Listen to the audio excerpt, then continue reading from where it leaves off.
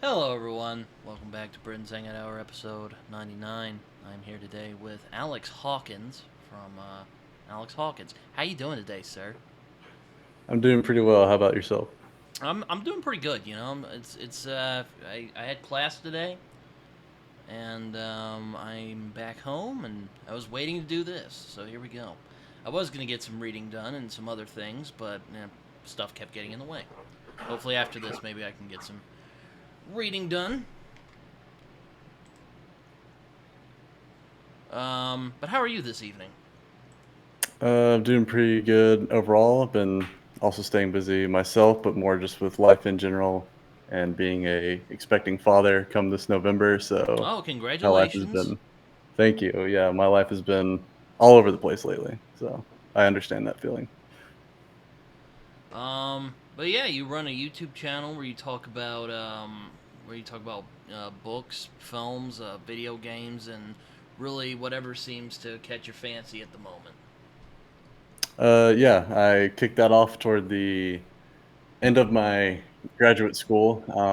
I had always kind of been interested in doing video essays. I watched them all the time. And I had a class that the option was traditional research paper or video essay. I said, I think this is the best opportunity to finally kind of do this YouTube thing. And I knew I was going to kind of leave academia. So it acts as kind of a way to scratch the itch of teaching others and trying to engage in that dialogue. But yeah, if people go there after this and visit it, you'll see either my video essay series, which I title Analysis with Alex, or they'll see my book review, book list analysis series, which is called Book and Booze. Yeah. Um, for sure. I was quite surprised when I saw you on Jason's Discord the other day, and I was like, hey, I Yeah, I like your just channel, man. What's up? I was So surprised to even see that. I was like, wow, I got one in the wild. All right, that's awesome. But yeah, I've just through usual booktube browsing and everything came across Jason a while back, liked what he was doing. That I either he mentioned in a video or I finally read in the description there was a Discord and I joined up and just trying to sync and chat about cultural analysis, books, and things of that nature with people. So yeah, Jason's a good dude. I don't always agree with him. In fact, we disagree a lot of the time. But he's good. He's a good guy.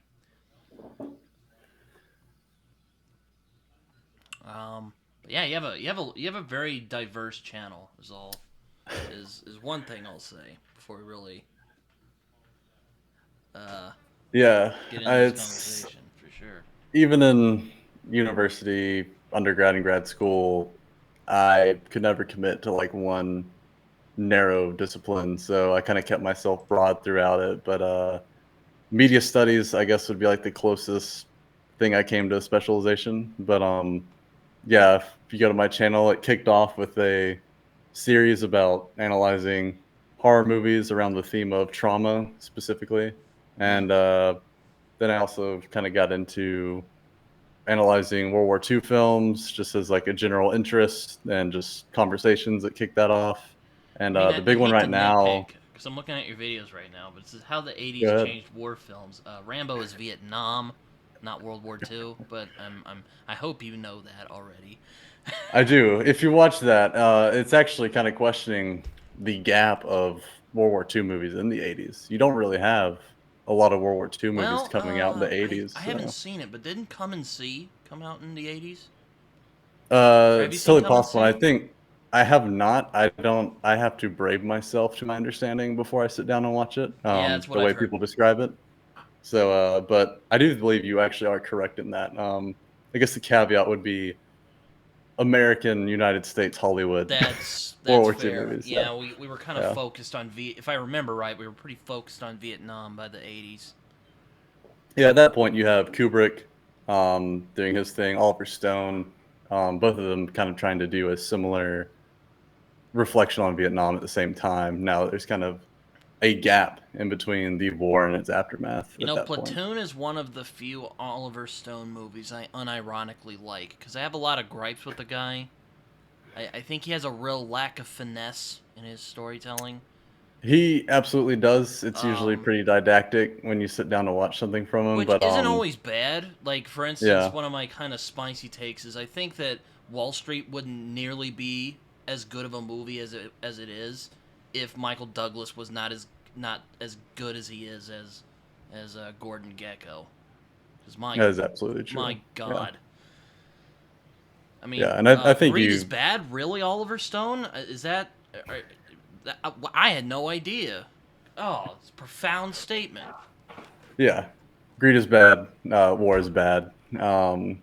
He kind of forever in a post-Vietnam mindset. I think even to most recent releases, you can track him up to today, and now he's more of a documentarian, which I think better suits him in the long run. So Yeah, he also wrote Scarface, and I think yeah, I'll admit I think Scarface is a little overrated. It's a little goofy, a little goofy. it is. A lot of my friends It give is me a very hard goofy, but time that I'm more critical over Scarface, but I think it's pretty justified. I mean, De Palma shines at horror for a reason, and then you put him in what you seemingly maybe want to be a realistic, gritty gangster movie with like this subtext of Cuban immigration mm-hmm. into America, and it feels a very different way than if I even think if Oliver Stone handled the direction Oh of it, I God. think it'd be a totally different movie. Yeah, Yeah, no, it's definitely a well, I get that the point is kind of it's about excess and all that, and it's kind of meant to be over the top, but it doesn't really interest me as much as I understand that intent. It doesn't mean I like it. There's a yeah, lot yeah, of and I arguments think I've heard when I gripe about Scarface. Is people go, "Well, that's the intention, man. It's supposed to be like over the top and excessive," and I'm like, "Great, doesn't mean it's yeah, good." yeah, absolutely, and you kind of start to enter Goodfellas a does the same territory. thing, and I think it's a far superior film. So there you go. Yeah, Take and it's just kind of Casino as like well. Basically, Martin exact same Scorsese thing. Yeah, films, gangster yeah, movies. yeah. Yeah, he tends to, when it comes to his explorations of evil, seems to have a pulse of how to balance it in a way of here's how it's intriguing to these characters and here's how they're drawn to it, while still allowing the film itself to have a distance that the audience Well, is and able to then be he'll like, okay, proceed I to show kind of get you it. how it destroys them. Yeah, exactly. Yeah, exactly. It's like this is the outcome of that. This is how it consumes them. So yeah, um, I mean, Scarface kind of does the same thing, but like I'm telling you, when Al Pacino's running around with the most thick, ridiculous Cuban accent with a freaking mountain of cocaine. It's like I can't take this seriously anymore. yeah. You You know, you really can't. it's It's like pretty campy. Yeah. it's what Roger Ebert would call a carnival ride film. Yeah, I think that's a accurate description, and even if we use Scorsese, I think, Though there's you some know, like roller there's coaster like theme sure park movie. there's like dark stuff in Scarface, like they cut people up and all that, and they do like the whole kick you out of a helicopter. But again, it's just like it gets really just oh man. Yeah, yeah, it really does. It's been Scarface. a long time since I've seen it. I mean, that was a big, early film bro, you're in high school, getting into it kind of movie, you know? Yeah, yeah. It's like yeah, I would probably just be like, so if someone was like, "Oh man, Scarface," I'm like, "Well, have you ever heard of Goodfellas or Casino? You should watch those. They're way better films. Even though those movies have been memed to death as well. Yeah, then, yeah. But Um, yeah, you're getting into even kind of interesting territory of like, I think a common criticism I lay toward movies that want to depict excess and its pitfalls by showing you excess, which is at what point do you just turn into the thing that you're attempting to criticize by using the same forms and means that it uses? yeah, no, I mean it's And kind of yeah, funnily enough, cutting back to Scorsese. That was my issue with The Wolf of Wall Street because it just got so that's ridiculous and insane. yeah, I was just like, I can't really take this seriously anymore, yeah. even And though I it's well think that's crafted. an excellent example. And I think another, I actually have this on my channel. My video that kind of criticizes that is Funny Games from Michael Haneke, which wants to criticize over-the-top, violent, and excessively dark horror movies while being an over-the-top, violent, excessively dark horror movie, to the point where that criticism or that commentary is just kind of lost in the midst of the movie at some point. So Yeah, I mean, it's definitely. I saw the 2007 Funny Games with the guy who's in Boardwalk Empire. I forget his name. I think it's Michael yeah, Pitt. the American And version, yeah. and Tim Roth's in it. I forgot about that. Tim Roth's in Yes, yeah, he's the husband, yeah. it. I haven't watched the '90s version, but I don't know. It's, to my understanding, almost frame for frame repeat. Same soundtracks used. Funny enough, I think the '90s version is actually, to my understanding, even more violent. I haven't seen it either, but I know some of the murder that takes place is depicted in an even more graphic manner than you get in the American version. Well, I mean, I don't. I know you're asking this as a question, but if I guess if you think if Saving Private Ryan is propaganda, then I don't know what you'll make of Band of Brothers. That's clickbait. All right. I had a feeling, Yeah. but I had to. Yeah, absolutely. And our friend Oliver Stone even shows up in that video. I quote him at one Oh, point, does and he now? he Excellent. does. Go figure, right? But yeah, I mean, if we're getting into didactic films, Saving Private Ryan, I think upon I think further it's a good reflection, I think movie, but it's yeah, it's not one I go back to often. yeah. Same in my case. Every now and then, I feel like it's a good one to kind of put on or remind yourself. But I think it's nuanced enough, and I think it's strange that I feel like there's kind of a throwaway idea that Saving Private Ryan is this like purely pro-America dribble. We fought the good war, when really you go and watch it, and it's more just concerned about Well, capturing the feeling of being in combat and more, sure. I rather mean, than anything else.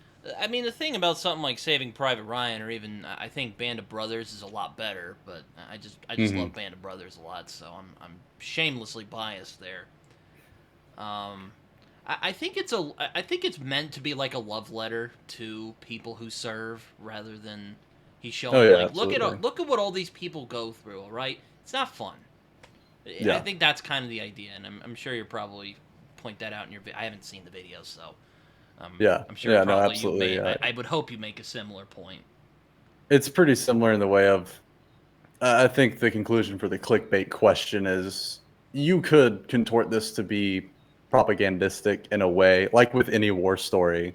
If you present it and contextualize it in a particular manner, you can funnel some kind of idea through it. But taking Saving Private Ryan on its own, with Spielberg and his crew's intention into play, it's more so concerned about, here's the essence of what this combat was and what these people went through. Do with that what you will. And I think it's more gray. It's not as black and white as I think people present it as being. So Yeah, I was complaining on Twitter the other day, as one is ought to do, on that site, about my problems with. Hey, my cat keeps biting me. I'm sorry.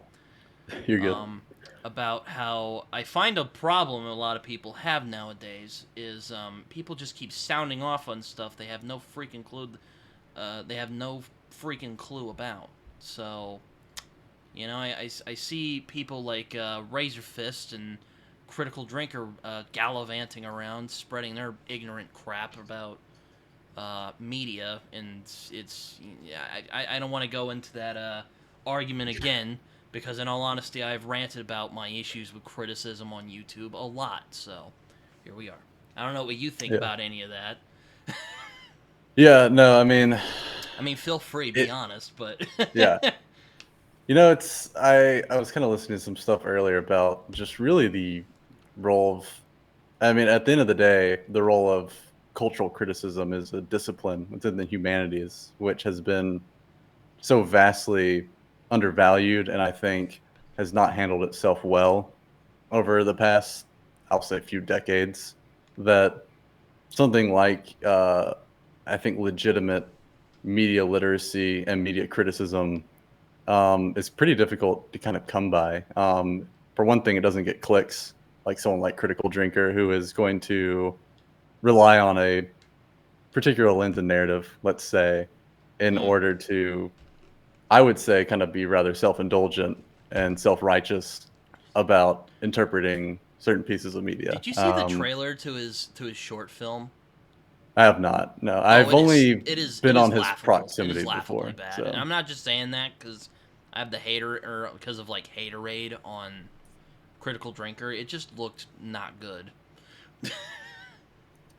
it's So ironic when I think it was always what was the kind of quip. It's like those who can't do teach, but to me now it seems like those who can't do kind of become like online like hate mongering critics to a certain degree. like I don't So hate the Critical Drinker. I just think a lot of his like people like the Critical Drinker. Like mhm. I just think a lot of their critiques are shallow as all hell.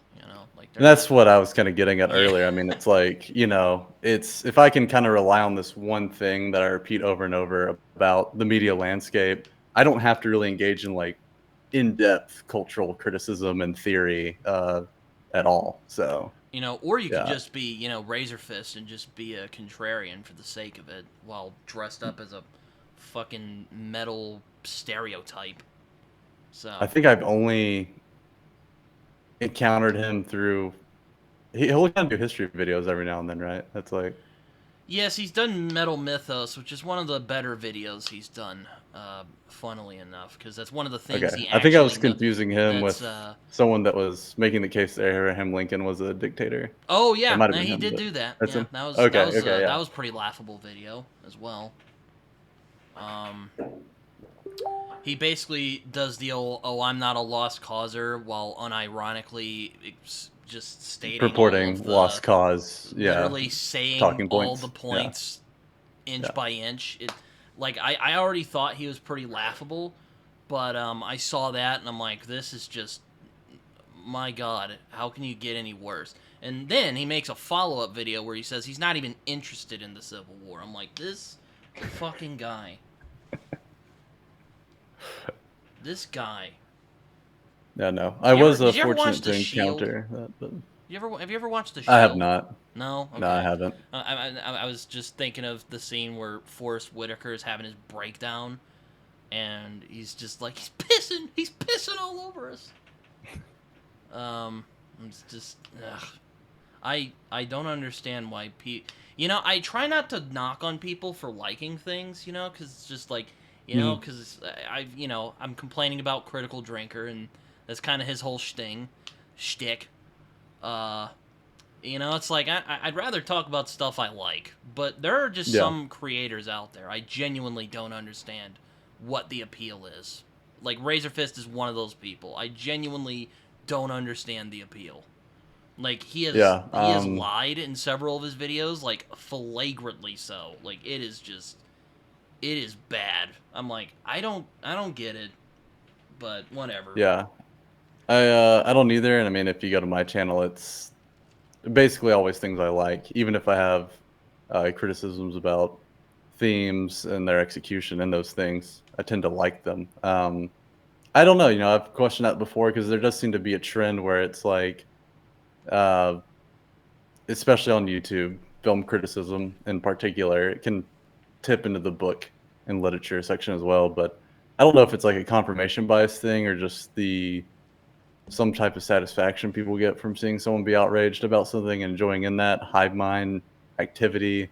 I have no idea, but There's that line in 1984. I actually posted it on my Twitter the other day, and it's basically like what made the 2 minute. Let me find it actually. Let me go on Twitter. But it's basically about the 2 minutes hate. mhm. And he goes, I'm paraphrasing here, but he basically goes, what made it so it wasn't, you couldn't help but join in, Yeah, is basically yeah, the gist. And I'm yeah. It's like, kind of like man, that. Yeah. there we are, Like, it's like, literally watching like the Critical Drinker is dead set like 2 minutes hate, except Yeah, for yeah, movies, not your yeah. most likely fictitious political enemies. Yeah. Yeah. But, sorry, I don't mean to rant about what pisses me off about contemporary criticism on YouTube. No, I Uh, understand. I understand a lot of those talking points. So you're good. You're good. um, I'm really real frustrated by that the idea that some idiot can go on the YouTubes and just say a bunch of ignorant bullshit and people think that's good criticism. Hmm. Yeah. No, I don't. We need better standards, is my point. We really do.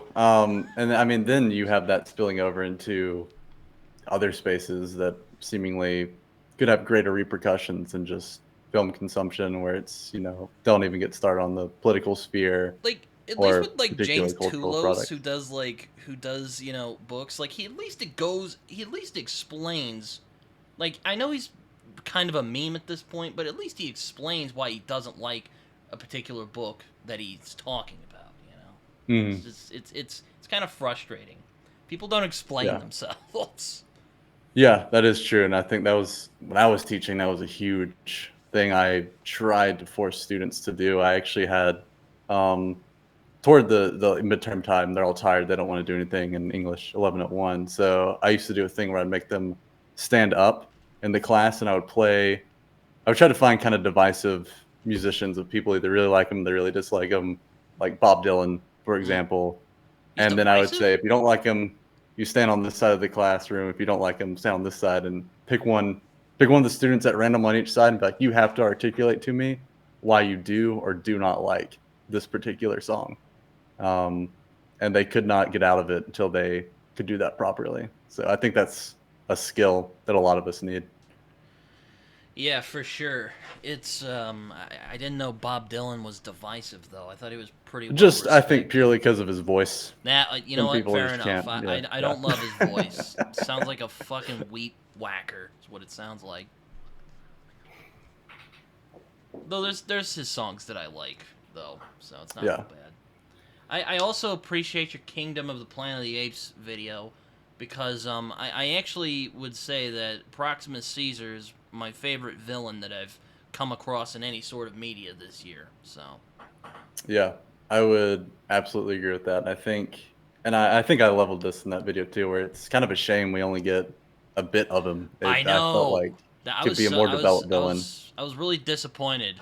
I mean, I Yeah, really I'm like, God, just can we have an ape versus ape movie? Like, I would love to see that. Like, look, like yeah. the ape versus human, and if humans are worth it, we played that out.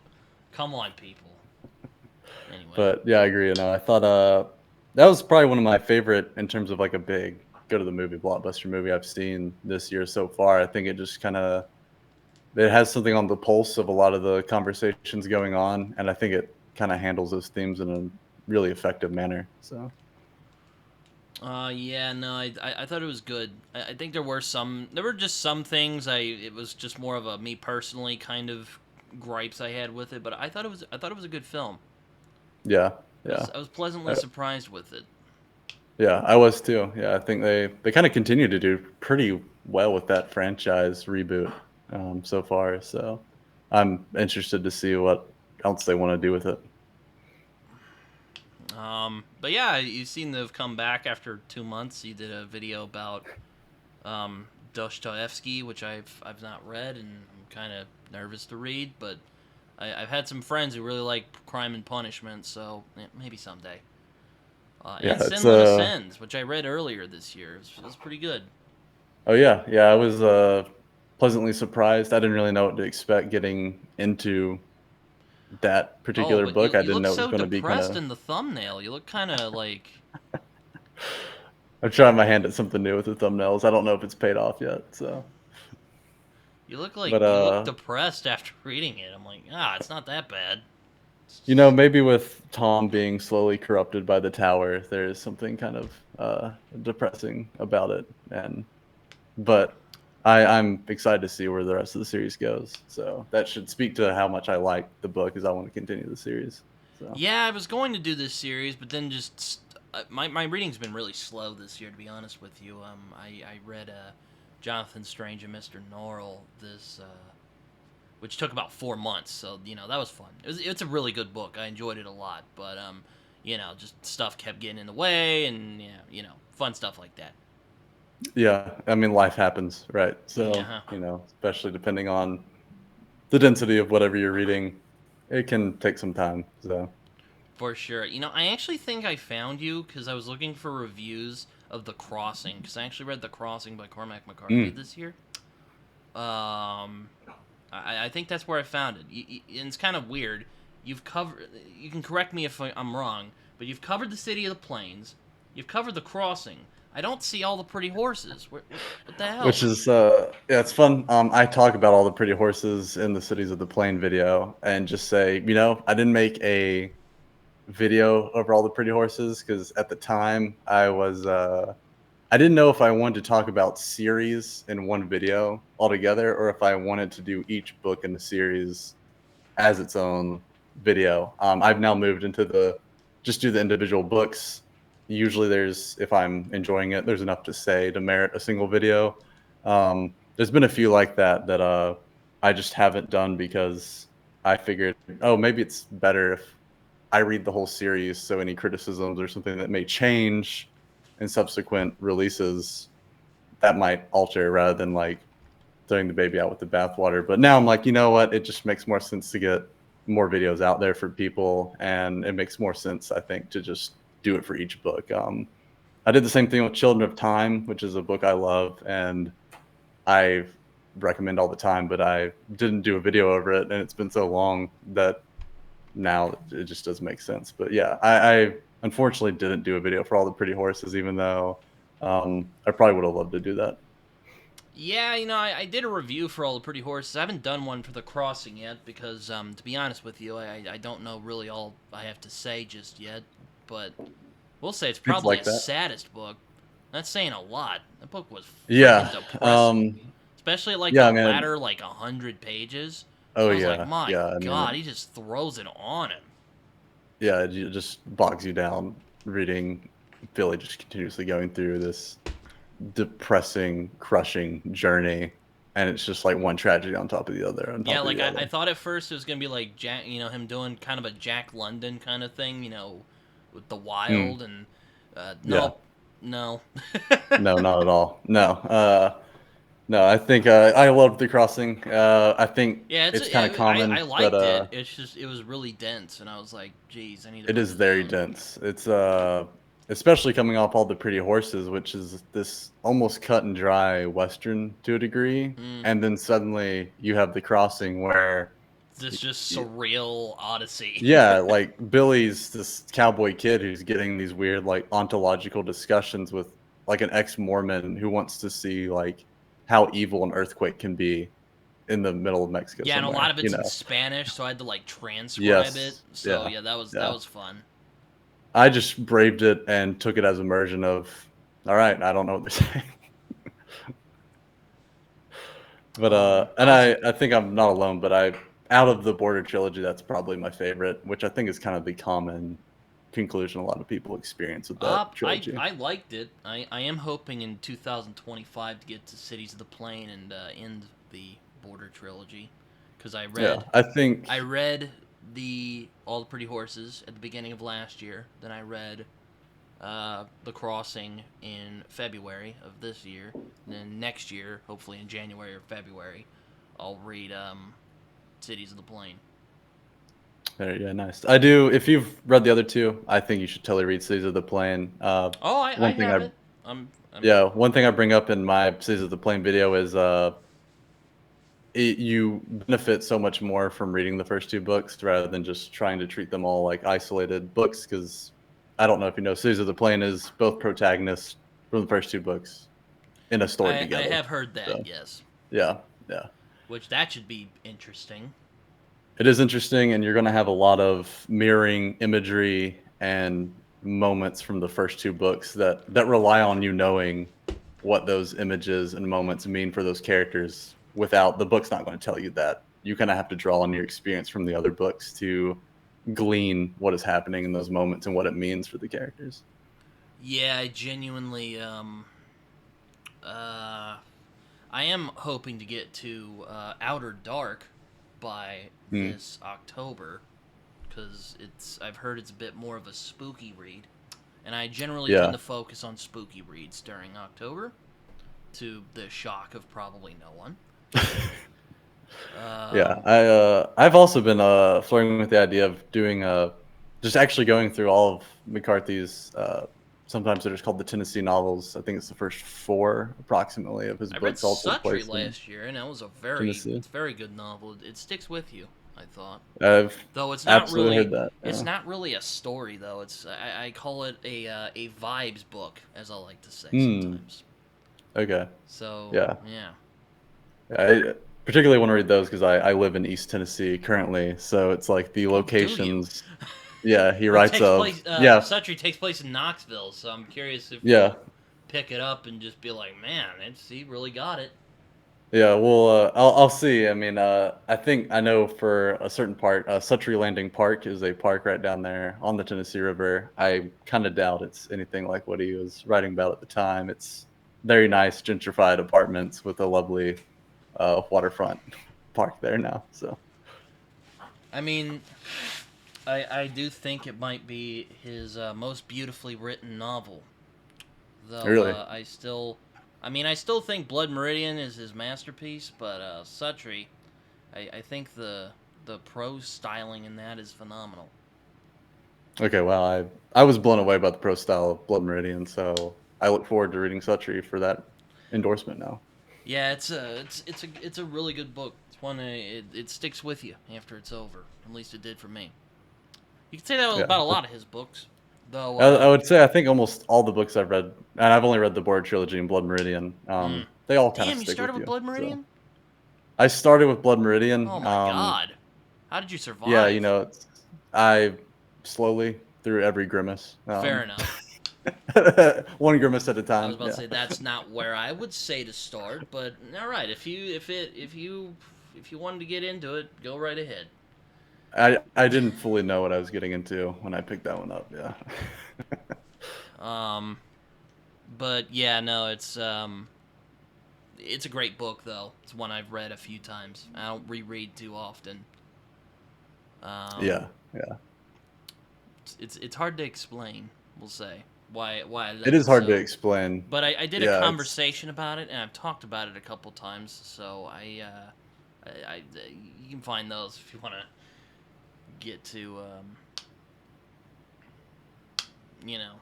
if you want to see more of my yeah, thoughts on that. yeah. No, I do get it. It's a difficult one to explain to people, and then it's really difficult to recommend it as you're explaining Right? it Oh my because god, people are it like, seems I'm thinking about trying this Blood Meridian book. What do you think of it, Britton? I'm like, good luck. it's a hard sell when I think especially I don't shy away from like my spiritual beliefs or anything on my YouTube channel, but it's like that is probably one of the best depictions of just the nature and essence of evil I've encountered in literature so far. At the same time, you're reading some of the most beautiful prose you'll read in your entire life. So you have this really weird dynamic as you read it. And that's why it's hard to recommend to people because I say that and they're like, I don't know about that. Yeah, no, it's I sometimes like to screw with people. So there's a friend of and would I call me and her friends? I don't know, but we know each other. Yeah. And she really likes the Motley Crue trope, where a bunch of scrappy characters kind of get together and, go on adventures and whatnot. So I decided one day, I'm like, well, you could read Blood Meridian, which is about a motley crew of murdering psychopaths. And I was just, left there. And she laughed and she's like, yeah, you know what? I don't think I'll read that. Yeah. I guess you could say it's probably like the most perverse use of the Motley Crue trope. It Oh, certainly for works. sure. Yeah, Yeah. it's, wholesome, all American type of stuff. Not really. They murder babies at one point. It's pretty Oh yeah. disturbing. It's really disturbing. It's always trying to find that line between like, in a sense, it's good for people to reconcile with evil in the world.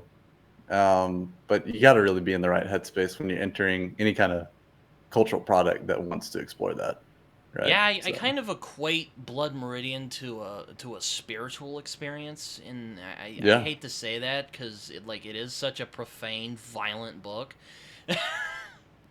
but it's dealing with these like really mythic, you know, primal forces. yeah, and I mean, when you look into what McCarthy wants to do with it, he is trying to do that.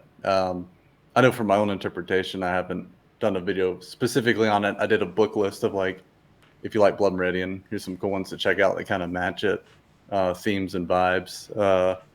But I mean, I've recommended it to other Christians because I'm like, look, this is depending on how you interpret Judge Holden. I definitely think he's some type of supernatural entity to the group, whether he's a demon or Satan himself. I don't know, but it's that depiction of that kind of evil that it makes you see the light more, right? So it's kind of a strange experience to stare into the abyss with that book. Oh, for That's how I would sure. kind of Yeah, put I it. mean Yeah. that's probably the best way I would describe Blood Meridian. It's an exploration of evil and Hmm. just how bad the westward expansion was. Oh yeah, yeah, And it's just a giant middle finger to manifest destiny, pretty much, or maybe not a yeah, giant middle finger, but basically like, well, this is what they don't tell you in school. yeah. Here's how it goes, and I think the other thing that makes it challenging for I think a lot of contemporary readers who may be used to more uh, didactic, self-righteous writing is it's just all evil.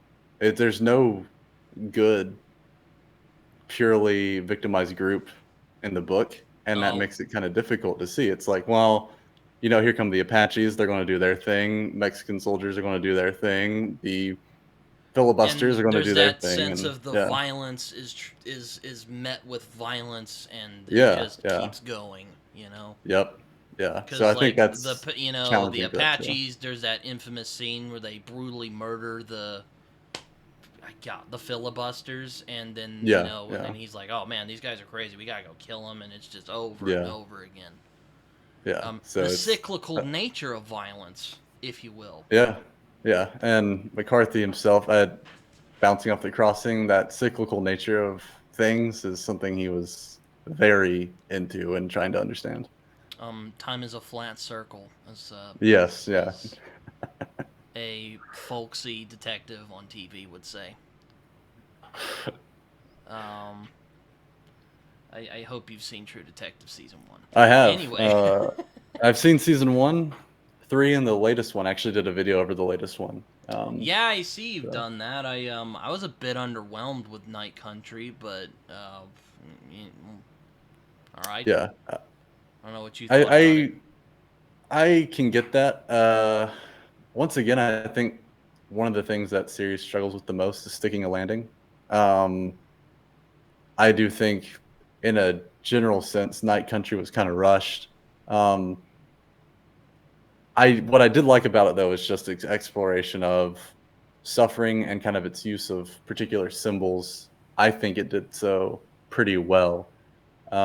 I think when it came to at least the two protagonists, it did some interesting stuff, but it felt like the entire community and that aura and the actual ending a bit rushed. But I thought its theme on trying to find meaning in the midst of what seems like senseless suffering, um, that particular thread of it, I thought was really well done. I really liked, so I did that video over it, which I think kind of puts me in the the minority of the reception for that iteration of True Detective.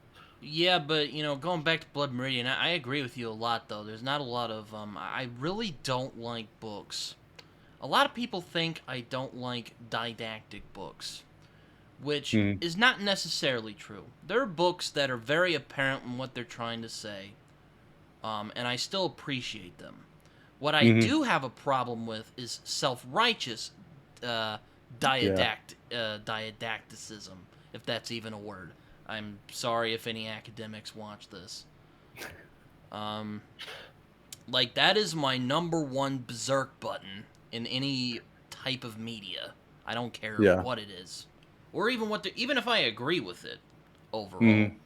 Like it just Like, for instance, I don't, thing that I don't care for in Atlas Shrugged is that Ayn Rand goes on for 70 freaking pages talking about, I'm not kidding, I wish I were, but I'm not kidding, about objectivism.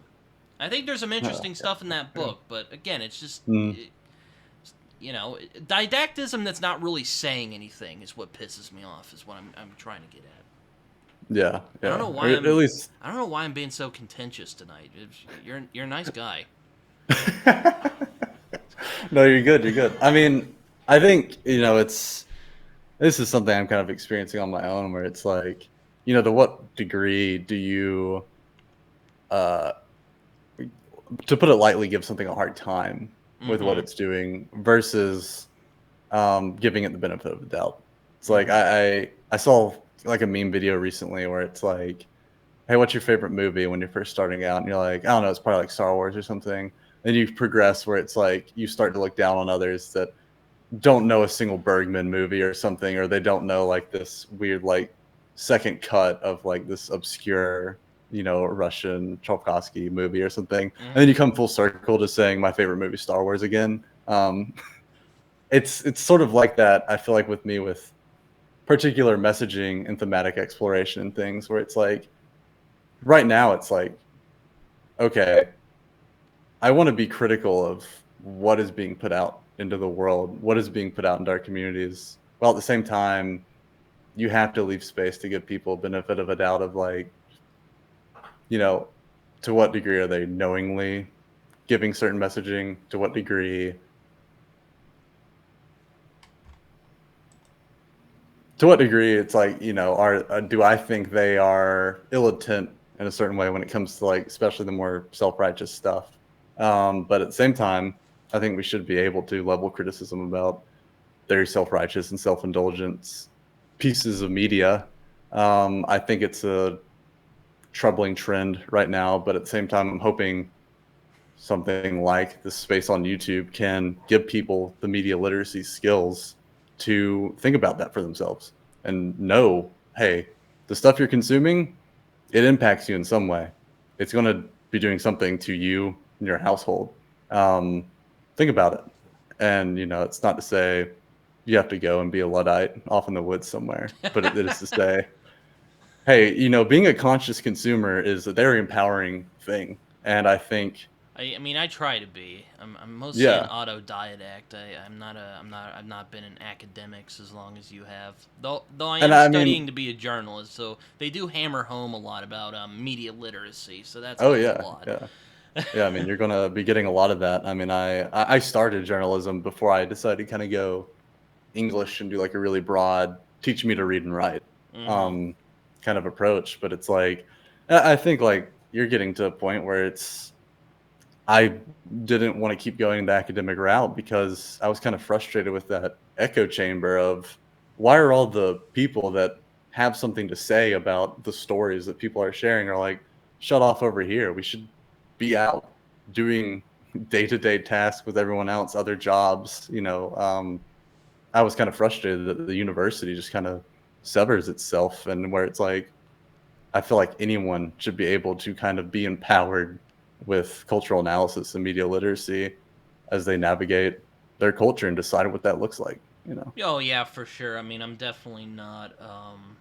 I definitely have gotten. I don't want to say vexed, but irritated by the kind of double standards in academia. I think it's getting better Yeah. now because genres and literaries become so fluid nowadays.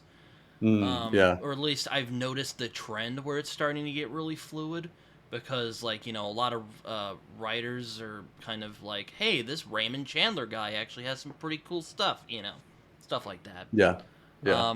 I mean, I'll admit it's not new. I mean, I see you've covered Graham Greene. The dude wrote noir stories as much as he wrote, like, big literary novels. Though I Yeah. haven't read The Yeah. Power and the Glory. I've only read Brighton Rock from him, and I love Brighton Rock a lot. So Brighton Rock's high on my list. After Power and Glory, I need to be careful and stop reading the like what's considered masterpieces by everyone before I dive into like more of their work. But that's a big recommend in terms of things I've read this year. It's probably my favorite thing I have read this year is The Power and the Glory. But yeah, I mean, it's I mean, I don't know how much you like, noir or British noir for that matter, but I love it. Also, it explores evil, and it's yeah, very Catholic. So I mean, you said you're a Christian, you'll dig it. You'll dig it. yeah. I mean, that's I make the joke that my favorite genre is existential angst. So it's like if something goes in that Have you direction, read Have you read I'm probably going to dig Sartre? it.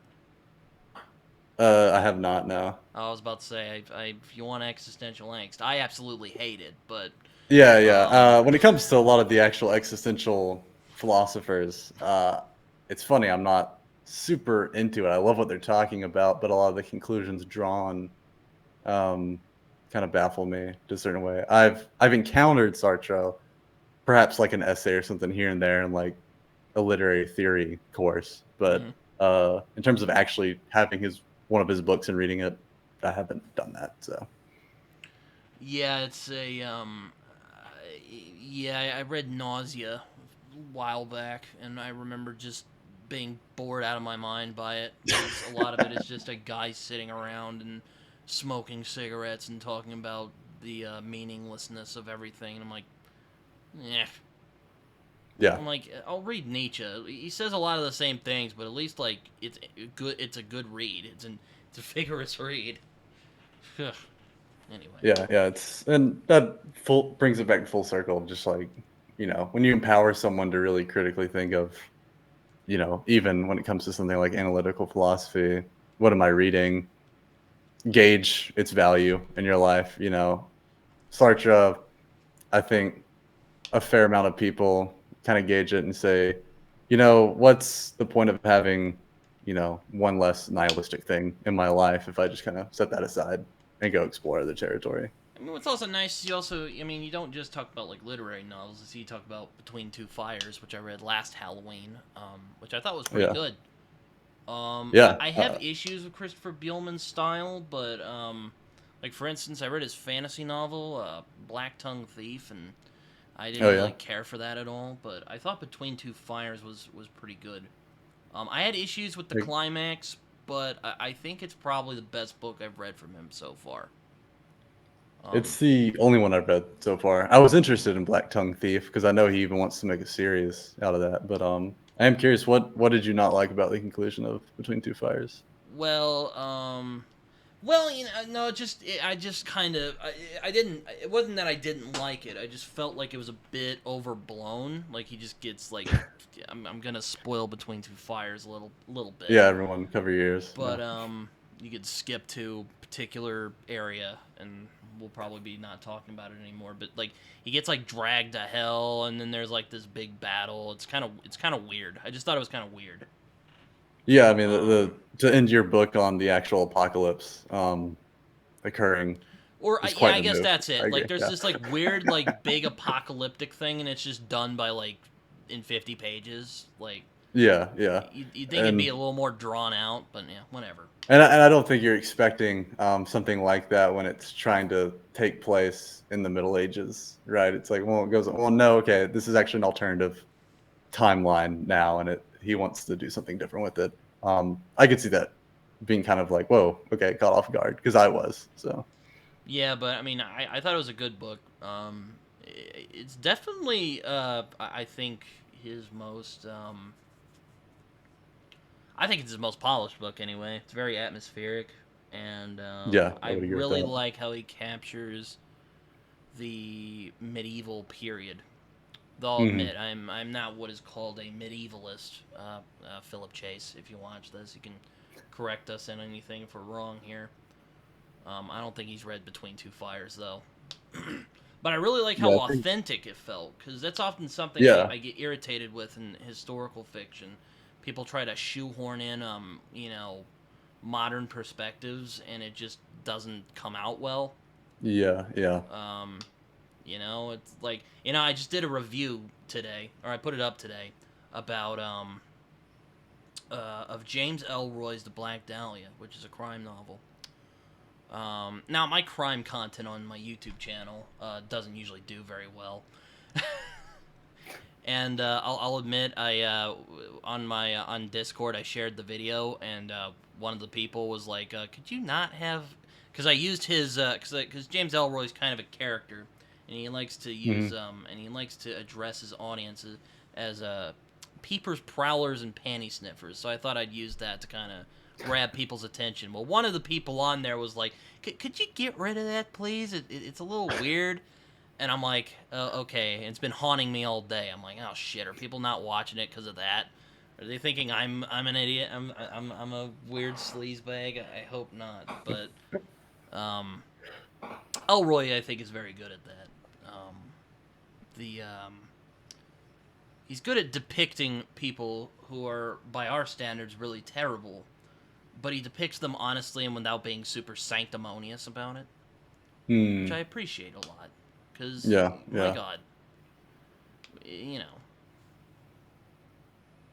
I'm sure you have thoughts on that, but I mean, I think kind of that's what you were always talking kind about of with Blood Meridian earlier.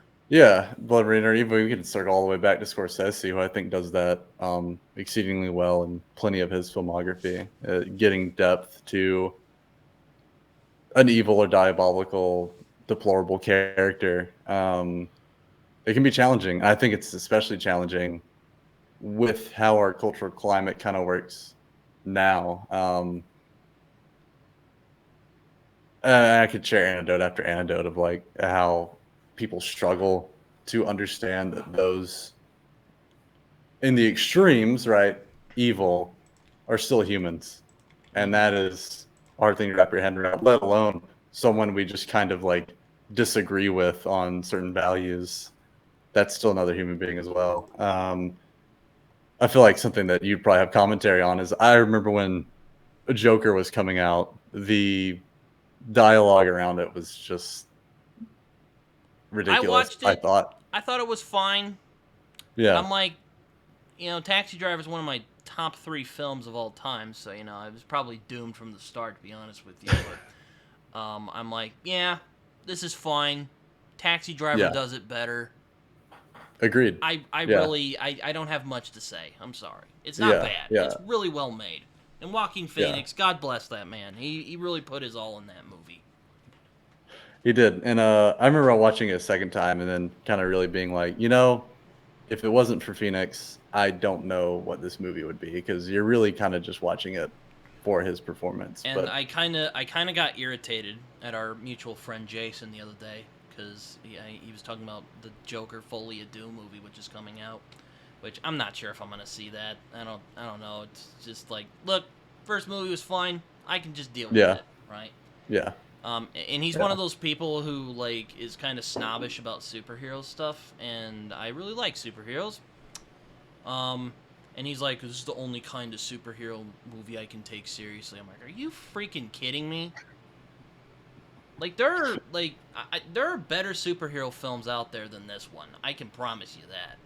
But, absolutely. I mean, Logan, I think alone is an incredible neo-Western and just great and the story Dark Knight altogether. is a great Dark crime Knight, drama, even though it's there's a guy in a bat suit running around. Yeah. Or even the latest Batman with Matt Reeves' Batman, I thought was. But I digress. A really great. I don't hate Joker. Great Batman. It's just. I don't hate it either. It's fine. Yeah. I think like Jason, watch Taxi Driver and then come back with me. Then come back to me. Yeah. But because I also like existential angst a lot, and it's probably why I like Scorsese films. There's a lot of that in his movies. There is. Oh my God. Yeah. Yeah. He's also more versatile than people give him credit for. I mean, I think Last Temptation of Christ is one of his best films, and like barely anyone talks about it. Or at least it's one of my personal favorites. That one's been kind of pushed to the wayside over time. But I'm sure as a Christian man, as you said, you have some thoughts on that movie. Or at least, if you don't, I'd be very surprised. I do have thoughts, despite not having seen it, but understanding, funny enough, Scorsese's later commentary on what he thought about making it.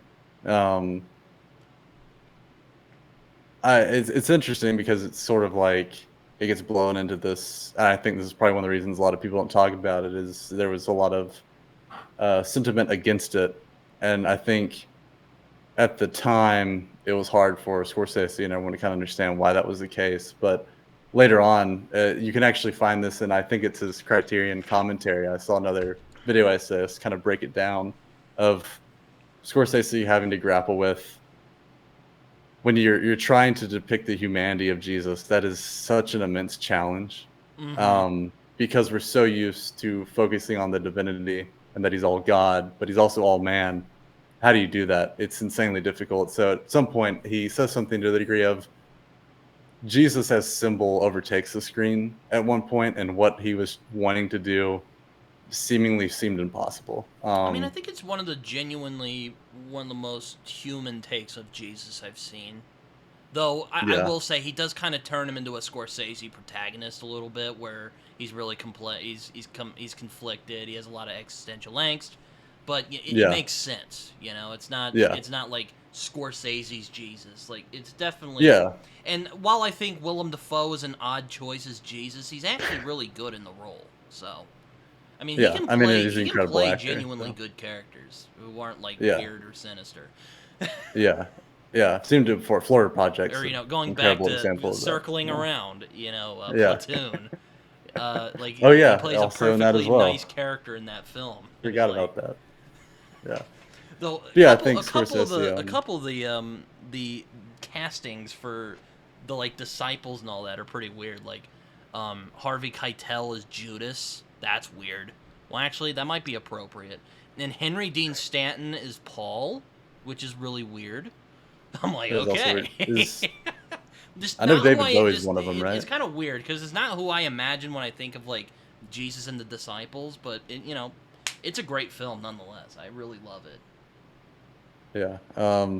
I feel like that a lot too. I think with Scorsese exploring his Christian walk and spiritual life, Silence. It was kind of I funny. still need to see Silence. You absolutely should. I'm It's kind of incredible. I'm not really sure what I'll make. It seems kind of and this kind of well, I know it's probably going to be really bleak and disturbing, but I don't know. It's Yeah, like yeah, it is. spirituality is something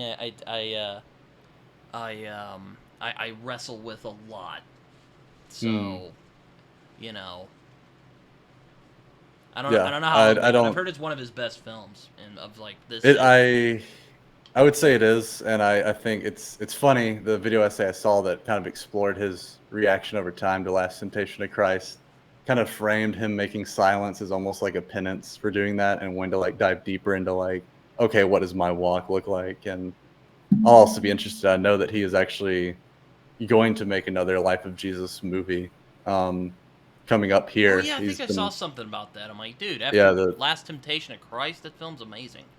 I think he just wants to take another Another stab at crack it. at it. But Like, all right, yeah.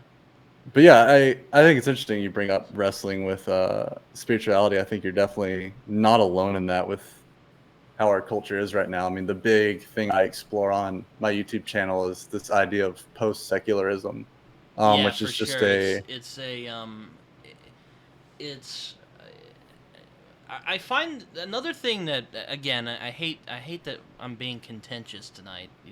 go You're a ahead. very good guy for indulging me, but like I find there's not a lot of really genuine, intelligent conversations between like believers and non-believers of spirituality, and a lot of it just turns into like angry Reddit stuff or That absolutely or like happens. Yeah. hyper rationalists who are like only logic and facts.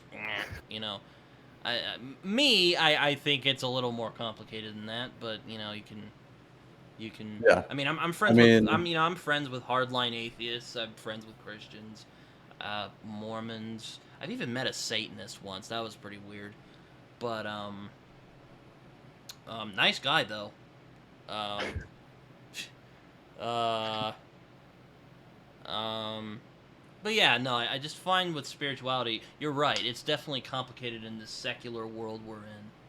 mm, yeah, and I think it, the complication is getting even more there where the way that I frame a lot of the stuff I'm commenting on with that post-secular series is that the ideals of secularism is where we're at now, and it seems like people are disillusioned, dissatisfied, and unsure what to do with it.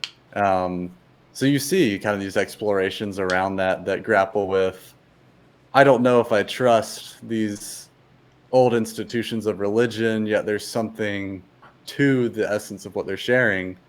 What do I do with that? And it's like that's why you can have the smorgasbord of all kinds of spiritual walks that you're experiencing I now. mean, you And did a video. I see you've done a video on First Reformed, which I haven't seen, or well, I haven't seen the video, but I love that film. That's one of those like I'm a yeah, big Ethan Hawke fan, and I kind of it's. I don't know if you've ever had films you've just discovered by accident, but it's happened to me a couple of times that just become favorites. Like it yeah, happened with The Proposition. Like I just kind of put it on one day, and I was mm, like, "Whoa, this is phenomenal." Same thing with First Reformed. It's also done by the guy who wrote Taxi Driver, so I'm like, "Oh, this is yeah, great." yeah, He's really good at yeah, writing about like lonely, disturbed people. Though in this, yeah. the Catholic angst is worse. You know, like there's Yes, yeah, yeah. Schrader is he's quite good at a that. lot of spiritual angst. Yeah, I want to yeah, watch and his you can kind of trace that through. Mishima movie. I want to read Mishima as well, because I'm like, oh, this guy committed seppuku. I gotta read this guy. Like I want to see Yeah, I want to see what's going on in that crazy brain of his. yeah, and you can see it on the channel. Mishima is one of my favorite writers, which in part because it's interesting to see what was going on in that crazy brain of his that led him to lead a coup Which against failed spectacularly. which failed, and he committed ritual suicide right after it. Yeah, and Apparently, also I from think what I heard, like he didn't. The guy who was gonna cut his head off didn't do it correctly. Like it's pretty. It's wild. it's a pretty gruesome. It's It's a pretty wild gruesome when you story. read about it. It is, yeah. And what's even more wild is I have a short story collection of his where he basically kind of writes that exact ritual. He just writes one of the short stories is just writing about that in detail right before he's about to go do this. So it's kind of Well, that's haunting disturbing. to read it. Yeah, it is. Yeah, yeah, That must have freaked out his readers after that happened. yeah, yeah. I'm sure, but yeah, Um, Mishima. I really want to see Schrader's Mishima, which I know mixes but going his back, life with some of his writing. but going But back to First Reform, I really love. I also like angst films, like good angst mhm. films, not like there's bad angst films and there's good angst films. This is one of the good angst films. It Yes, feels like a Scorsese. Feels like something Scorsese would have made actually, yeah, which is kind of funny because they I work together, him and Schrader.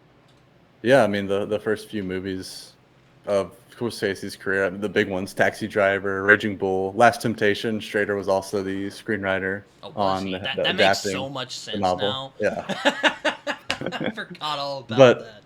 yeah, there is something where it's interesting how Schrader goes off and makes First Reform, and Scorsese goes off and makes Silence, both as passion projects for their own walks of faith, which is kind of an interesting. I might have to do that as a video, kind of comparing what's Uh, going on between Post those two walks. secularism You know? 3 is First Reformed versus Silence. Yeah, yeah, exactly. Yeah, we'll start a tournament. Yeah. Yeah, but like, I guess like spirituality is something I take really, which is kind of another reason I've been hesitant to try Silence because spirituality is something I take very seriously, and I always feel really sad when people lose it. And I've heard Silence is about Mhm. people who lose spirituality because of, you know, torture or because like I've heard there's a lot of torture in that movie. There is, yeah. Because the For those Japanese that don't back in know, I the mean, day did not like it's Christians, feudal, and feudal Japan with the Jesuit priests trying to foster Christianity in the region, and the government's very strict about not letting that happen. Um, and it's interesting that it's been presented to you as people losing um, their faith or spirituality from it. I'm going to say that comes down to interpretation. or well, Um, I've heard it's more about like testing spirituality, like you know, that is but true in a way.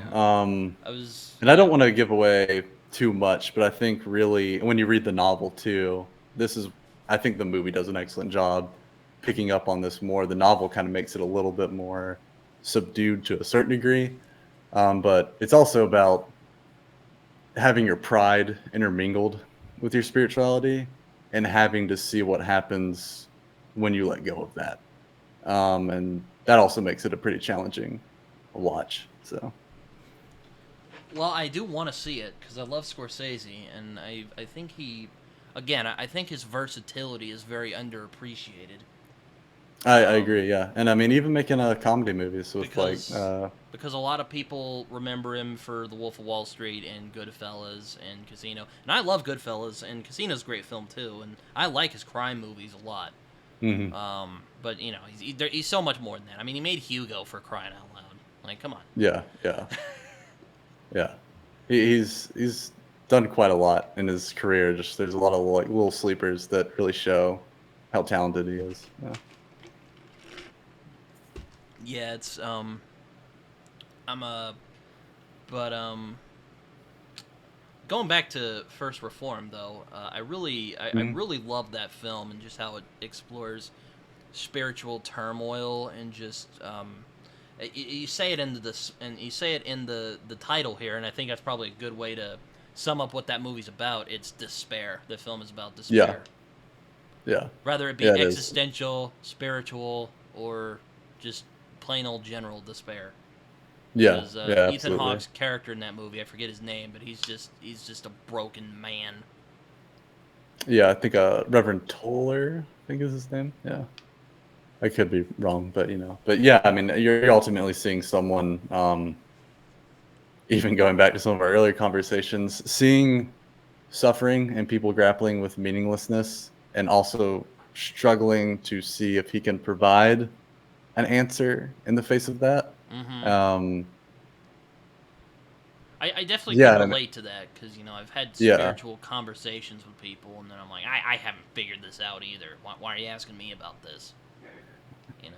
yeah. I mean, it's. I think that's when you watch the movie. That's part of the central conflict. I mean, he describes it as if he felt like he was Jacob wrestling with the God or the angel, depending how you interpret that in the Bible. In that moment where he's in those dialogues with a young man who appears suicidal. It's also a great. I also think it's a great just lambasting of like mega churches, and I mean, I do attend I do attend I don't want to call it a mega church. I think Life Church Mhm. actually has.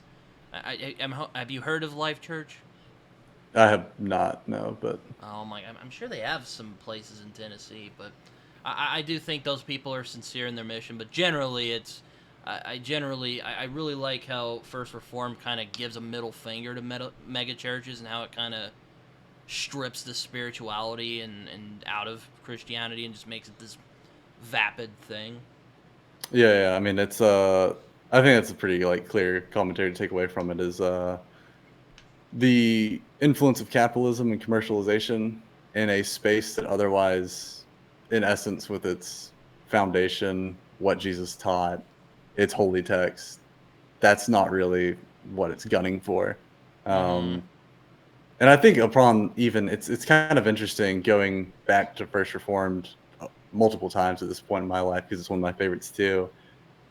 You start to get kind of challenged with some of the characters that are still in that space, yet they're still consumed by it. And I think that's what makes it such an incredible movie is Mm-hmm. each character is nuanced enough. I think you watch it the first time and you think Ethan Hawke's character is it's very easy to rally behind him. And then you Even though watch he's like it, slowly going insane as the movie's even though it's going. slowly going insane, you watch it a second time and you start to be like, oh well, that was kind of a weird I don't want to say interaction he's with if this young Travis lady. Bickle was a priest because I feel that would be You're getting close. a bit Yeah, yeah. redactive, and also I don't know if the priest Ethan Hawke's character is as deranged as Travis Bickle is. Yeah, yeah. Um, Again, I think it's more about despair than Travis, Mhm. where Travis is more just unhinged and he just lashes out. Yeah, yeah. I feel like Taxi Driver had more of a focus on social isolation and And the trauma. underbelly of society as well. Yeah, and being surrounded by that kind of atmosphere as First First Reformed Reformed is more is of a spiritual movie. I thought. yes, absolutely. Yeah, yeah. Kind of reminded me of a Malik movie, like Tree of Life a little bit. Just not as. I mean, I do really enjoy the Tree of Life, but there were sometimes it was a little too ponderous for its own good. I've only seen two Maliks. One of which is my most popular video on the channel, which is over the Thin Red Line, which I I saw like that a a lot. long time ago, and I remember liking it a lot, and I remember this is really bleak. It is also really bleak, yeah. Yeah, Poor at the Jimmy same time, Jesus. The guy just I remember Jimmy Jesus had a really yeah, tough time. Or his character did, not the guy yeah, himself. yeah. He I only mean, got it's struck by getting back lightning to, though when they were doing Passion of the Christ. Oh my God. yeah, Hope you know who I'm yeah, talking but about. Jim Caviezel. He made yeah, Passion of the which I think Christ. is why that video took off. It's the only video I have that has like thousands upon thousands of views with it. Is I think Jim Caviezel did Sound of Freedom. He's kind of trending. He's in Thin Red Line, and now it gives me a little algo boost on my channel. But yeah, I mean, it's Thin Red Line is seemingly bleak in a way that it's also circling back in our conversations again, similar to Blood Meridian and Scorsese is like it doesn't want to shy away from what evil looks like and is, and Mm-hmm. it's really concerned about, I think, the spiritual and metaphysical underpinnings of evil. It does that through a depiction of war, but at the same time, it has that strange sense of hope and longing in the midst of it, I do remember which Sean Penn's in it, and I don't really like.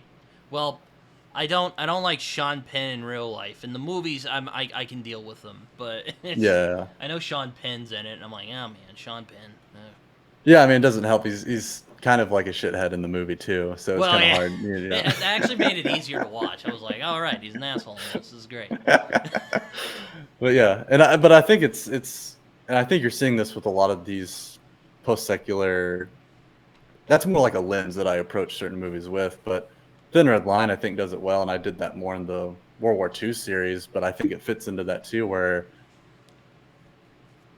we're hitting a point where I think people are relying on idealism to combat situations where they think otherwise, what is the hope in it? Mm-hmm. They are trying to grapple with something grander and bigger than themselves. It's one of the reasons I did enjoy The Crossing so much, is I felt like that was kind of a central theme throughout it. Was the only thing that permits Billy to survive what he goes through is he latches onto like a blind idealism, and he has to rely on that to get through it. So Yeah, I mean, I watched some theology books because, like I said, I have a vested interest in spirituality, and I also my parents are trying to get me back on the Christian train. I guess the real snag of why I haven't really, because like if I would describe my spiritual beliefs, it's probably a existentialist Christian, hmm for lack of a better word. Now, okay, before people yeah, snicker, that is a thing. Soren Kierkegaard did that. yeah, He did it. So don't make he fun of did, me. yeah. Um, uh, existentialism isn't just atheistic. Yeah. Yeah, no, it's not. Yeah, I and, want Descartes too, I think, is kinda lumped into that I camp want to of read more Kierkegaard existentialist because Christian thoughts. I want to Yeah. read more Kierkegaard actually. Yeah, But stay tuned, for my channel. There will be Kierkegaard quoted in a video on Donnie Darko, oh, coming up here soon, so go back to the film bro movies. yeah, and I call that out in the beginning of the video as well. I'm like, That's great. yeah, yeah. It's, Oh, Donnie Darko. assessing, it's like, why people still love Donnie Darko, and it's like, why is that still the case? Why does this, out of all that era of film bro movies, it kind of like perseveres, and that's what the video explores. So, and Kierkegaard Uh, will be mentioned at one point in that. So, no, but oh, what was I talking about? Oh, yeah. You know, it's. I mean, I'm sure there's. I don't know how many, like, I've read, like, Bart Ehrman's books. And I generally don't like mm, the new atheist kind of, that kind of smugness of that group of people. Which ironically resembles the fundamentalism they don't like in like yes, religious yeah, people, hilariously enough. But I think if there are interesting books like Bart Ehrman's books, who's actually a scholar on Christianity, even though he's not a non-believer.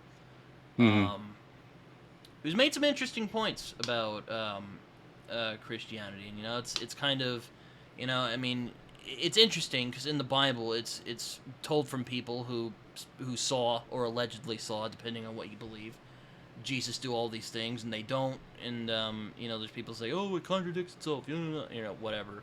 I don't know what you think about that. I mean, we've kind of dancing around spirituality for a little bit, so I guess we'll go into religion. Yeah. I mean, I don't shy away from it clearly, but Well, yeah, you have a video called "Some Theology Books" on there, so on your channel. So yes. Yeah, and I am familiar with Ehrman, and like I've seen him be in talks and things of that nature, and Yeah, I Ehrman's know interesting. Like he's not like I think it's interesting. Like he's not one of those like edgelord. Like he is a genuine scholar. I think is what's interesting about him. I find that more interesting than like Richard Dawkins or Christopher Hitchens, or just basically polemicists with smug polemicists, I should say.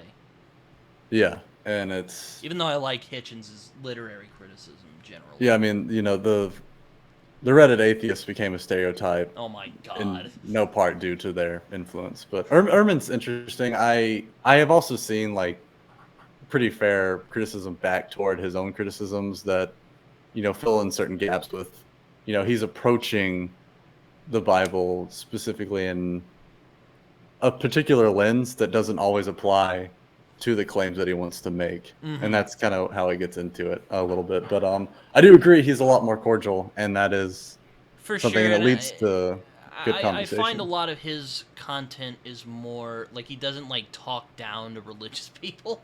Yeah. I mean, he doesn't believe, but it's a it's more of a but again, he's more of a scholar per se. I wouldn't call Hitchens or Richard Dawkins. I think Richard Dawkins is a very talented scientist when he puts his mind to the task. Does things like The Selfish Gene, which I think is actually a very good book. Really interesting stuff. Which is kind of similar thing with Hitchens. If he stays in his lane, he's actually pretty good. But a lot of his are basically just like what 14-year-old atheists get mad about, like, oh, religion causes all the wars. Oh, you mean except like the other 90% that aren't based on religion? Like, come on, dude. Get out of here. Yeah. I wish there were more nuanced discussions between believers and non-believers, And you can find them, but the challenge is they're not the big ones, right? People want the I've learned the term debate pervert, and I think that really feeds a lot of kind of that online space, because it's not as exciting to watch two people that have respect and have a specialization that they're staying in their lane with have a dialogue. It's not as enticing as a yelling match. So it's or really Christopher Hitchens, because say whatever you want about him, the dude was a very talented speaker. Yeah, very witty. I'll give him that. Even though I have the same issue with him as I do with Ricky Gervais. He says all these really sexy, witty things, but he's not really saying anything. Yeah, that does absolutely happen. Good God, Ricky Gervais. That's another one. Me and Jason. I'm like, you like Ricky Gervais? Like, really? And he's like, yeah, he's funny. And I'm like, okay. Like, even in his show, what was that called? Afterlife is what I think it was called. Even then, he can't help but be a smug prick. Like, it's just like, ugh. Look, we get it. You think religious people are freaking idiots. And yeah, that's kind of the main gist I've gotten from them too. It's just, it's not funny anymore, at least to me. You're not George Carlin. Yeah. Because at least George Carlin made good points. Like, he does a similar thing, but he made good points. Like, anyway. Yeah, and I think, I said, I take spirituality very seriously, so it kind of irritates me when people denigrate on it. Yeah, and I think you're seeing that decrease kind of happen in I'll say particular regards when it comes to something like the Ricky Gervais outlook on it in the world. I mean, it's because I think the term meaning crisis really does apply to a lot of the Western world and culture right now. Yeah, we're kind of in And an existential crisis right now. yeah, I think that's absolutely true. I mean, you're seeing ultimately what Enlightenment philosophy wanted to lead to, but it seems like a giant gaping hole. And now you have people. I can't really talk Oh, down to wait, the what? Reason religious isn't people. just the only thing we can rely on? Shit. Now what are we going to do? Yeah, go You know? figure, right? So, hey, maybe there's something to the spiritual thing. Hey, maybe there is metaphysical things that we can't understand yet, and maybe these Which, I religious think the traditions have Enlightenment something. has a lot of great ideas about, Oh yeah, yeah. I mean, we wouldn't be here if it wasn't the Enlightenment. Yeah, I So, mean, I mean, when you come come on. to constitutional democracy, I mean, that's a pillar of Enlightenment philosophy, and that seems to go well in terms of providing stability As long to as we somewhere. don't start But murdering each other, we're pretty good. So, we're yeah, doing yeah. pretty good so far. But yeah, I think, I think that's kind of the crux of what I'm currently exploring on the channel is, okay, here's this big hole, and I think people are realizing they're not as secular as they think they are. And how do we grapple with They're that? realizing And what do people do? secularism isn't enough. Exactly. Yeah. Yeah. And Yeah, hence the post-secular tag or that idea emerging. So, I'll have to check those videos out. Let me see which two you done. I think you did Dune and yeah. First Reformed. I have seen both of those movies, so okay, I'll watch those. Yeah. I know Yeah. you read science fiction, and a thing that bugs me about science fiction is like the whole we've outgrown religion. No, no, you're not. We're never gonna Oh, outgrow religion. Dune That's begs to differ, right? that's a hot take of mine. Yeah. Um, which, as much as I love Star Trek, that's one of my gripes with it. That we're basically going to become these enlightened humanists. Which Yeah. maybe we will. I could be wrong, but Voltaire said it, Nietzsche said it. It's going to die out in 200 years. They were wrong. They're going to keep being wrong. The one thing that like these sort of edgelord atheists and hardcore rationalists don't understand a lot of the time is people will always believe in something bigger than themselves. Rather it's Hmm. spiritual, rather it's a bigger cause than themselves, politically or, you know, whatever cause you believe in. So yeah, I don't think religion is going to go away anytime soon. Yeah. No, I mean, it's, my quip is, to use like biblical phrasing of it is, hey, you're always submitting to something. Exactly. Yeah. What is that you're submitting to, right? So, and I think people are grappling with that, and I hope that my channel can kind of be a space where people explore that in various facets. So, They're like, oh man, what? Which is, kind of why I like McCarthy so much. I mean, I don't know.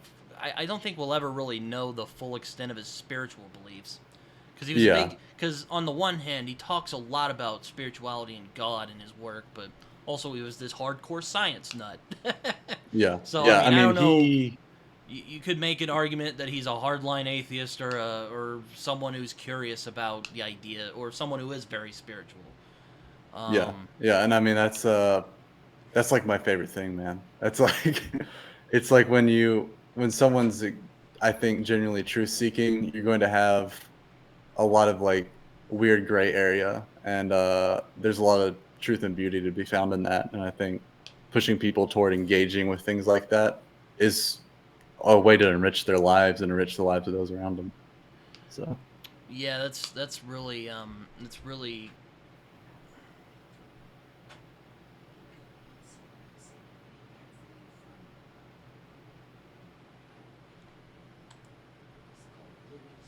that's fine. Sorry, I was talking to my mother. you're good. Um, but what were we talking about? Oh yes, meaning. Yeah. Spirituality. This has gotten very esoteric, people. I Yeah, apologize, but yeah, I it like has. talking about these things, and you do too. From our Yeah. That is, it's the reason I that's kind of what the channel's transformed into. It's just an outlet to talk about very critical cultural analysis through that lens of spirituality. I think my quip on my description is biblical perspectives. I'll probably quote the Bible at some point in a video somewhere. It'll just probably happen. But yeah, and I mean that's kind of my niche right now, because I noticed not really anyone for the most part doing that in like the video essay booktube space. It's like, hey, there's like all kinds of interesting spiritual themes occurring right now, and there has been historically. So like, let's explore that. Oh, for sure. Yeah, I mean it's a you know, it's that's I was talking about science fiction. You know, I actually just started Hyperion recently. Oh shit. Okay. I don't know if you've read Hyperion. I've only just started. It's high on my list. I have not, but it's up there on my list. I mean, if you like Dune, I think you'll Yeah. enjoy. I think you'll enjoy Hyperion. Yeah, that's usually what follows when I say I love Dune. Is people are like, you got to get into Hyperion series then.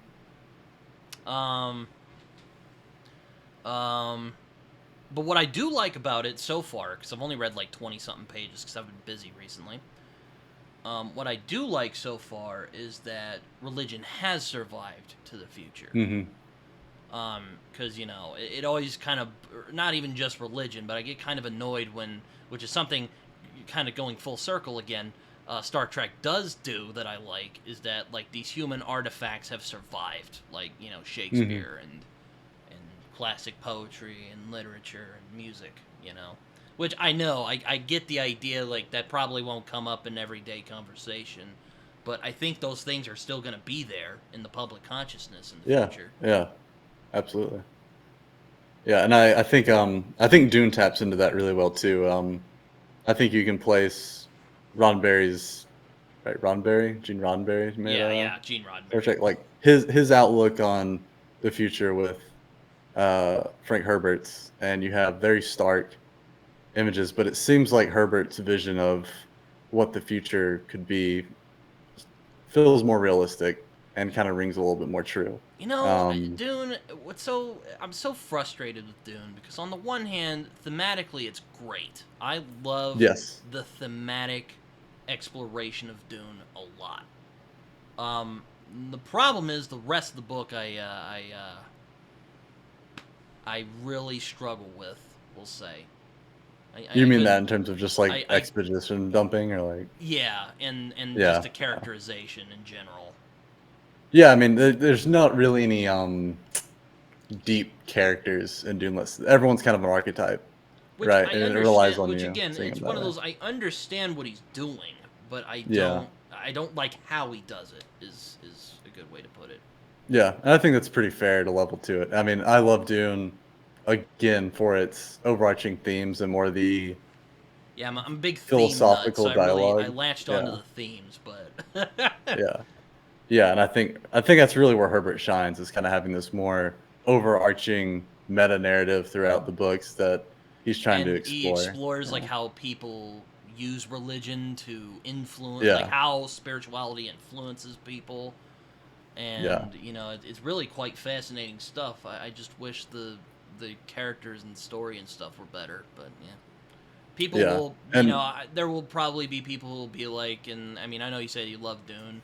I know there's probably going to be people who are going to be like, oh, but Dune's great, you know, it does have great characters and all that. It's probably just a different strokes type of thing, but, you know, I'm just... Yeah, absolutely. And that's also, I mean, to even come back to it, I think Dune is kind of the zeitgeist movie right now because it taps into so much of that weird trying to figure out meaning again territory, whether it be religion, whether it be the influence of psychedelics, whether it be the influence of just trying to pursue beauty, and of course the corruption of political and religious institutions being a big thing that drive people toward those things. And I was kind of kicked off on that because I do want to give someone a shout out here. Paul Anlitner, hopefully I said his name right there. It's been a while since I've listened to him, but he runs a channel and podcast called Deep Talks, and he kind of introduced that post-secular idea to me. And he kind of kicked it off by like saying, "Hey, Dune is tapping into this really interesting territory." And he doesn't really upload as much as he used to, but yeah, I just kind of took that and ran with it, and have been applying it to all these different movies ever since. But I do agree that Dune, there's something. I mean, clearly Warner Brothers thinks there's something in our cultural zeitgeist. It's like, this is the movie right now. This is the movie to put millions Oh, of dollars he had into. Parker from Yeah, Parker Pence's on. I've been watching his yeah, channel yeah. recently. I like. He's got a great mustache, I have to say. He does. Yeah, yeah. I'm a little bit jealous of his. Comes Um, in a little bit more yeah, you strong. kind of. Have you ever listened to Rush? You kind of have that. You kind of have that '70s Alex Lifeson stash. I do like some Rush. Yeah, I try to go more for the mid '80s or early '90s James Hetfield of Metallica Oh yeah. vibe going on. So yeah. I do like the Black Album a lot. If we're talking Metallica. Yeah, I do. Yeah, I love those early Metallica albums a ton. Yeah. Yeah, but oh wow, he's got. I gotta check. I'm gonna subscribe to this guy. He's got some interesting. He's Yeah, got yeah, Watchmen he philosophy. Hell yeah, I'm watching that. yeah, he puts out a lot of great stuff. So I definitely want to give him a shout out because he kind of spawned that post-secular idea in my head, and Word? me and my wife, she's in a lot of the video essays, explore that together a ton. So Oh, he's. Oh, wow, there's a lot of interesting stuff on here. Oh yeah, I'll check that out. Um, but oh, you've read the Gene Wolfe book of the New Sun. That's interesting. Have you yes, what did you yeah. think of that? Because I've wanted to try that, but I read a Gene Wolfe book a few years ago. It was called The Land Across, and I thought it was just kind of stupid. But people are like, "Oh man, Book of the New Sun, that's the shit," you know. It is. I like it a lot. It's probably the most like alien world I've seen someone craft. It is just bizarre. It's kind of one of those books I describe as like at some point, just stop trying to figure out the meaning of each thing going on and just kind of submit yourself to like whatever this weird world and all of its underpinnings are. I think it's best experienced that way.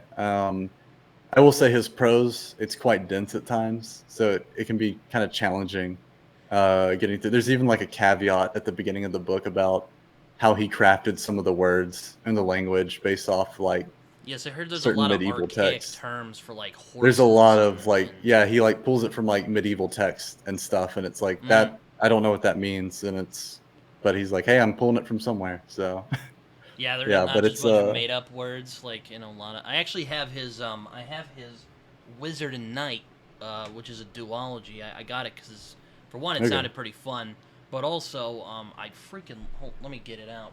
Actually, I really just I'm a big design nut. I love like covers and stuff. Like I love the I do too. I I'm love there the with you. cover design of this thing. It looks like a medieval It's one of painting. those, yeah, Like I one just of those tour essential books. Yeah, those it's are nice. oh man, it's Yeah, phenomenal. I love it. Looks like a medieval painting, and I really like those old medieval paintings. yeah, yeah. Um, And, it's I really it's I want to read those. Um, at some point. Well, actually, no. I understand that feeling. I'm actually hoping to read it in October with two friends of mine. So that should be fun. Well, October and November. So I'm gonna sneak it in while I'm doing my Halloween horror a thon. Well, if it's anything like Book of the New Sun, it'll actually kind of match the vibe a bit. Just weird, archaic, mysterious land. But I do recommend Book of the New Sun. I think it plays with symbolism. I think in a lot of really fascinating ways, and that's kind of what really kept me going in with it, despite the very strange world and the difficult prose. His use of symbol is really It's compelling. very Catholic. I've heard. Yeah, it was sold to me You as seem to be attracted to a lot of Catholic stuff. and I'm not a Catholic, but I don't know what it is about the Catholics. My favorite writer of all time, Flannery O'Connor, very Catholic. they're an Yeah. angsty bunch. They really I'll give are. them I that. don't know what it is about Catholicism that leads these writers to explore the territory they do, but I'm for it, so I keep reading them. Yeah. Yeah, no, there's like I said, there's good angst and there's bad angst, you know. Yeah, there Um, absolutely is. Yeah. but yeah, no, it's like a lot of. Um, I mean, I thought it was, it's. Did I watch a little bit of your video about Kingdom of the Planet of the Apes? But that's one of the things I thought was really interesting about Kingdom of the Planet of the Apes is Mm.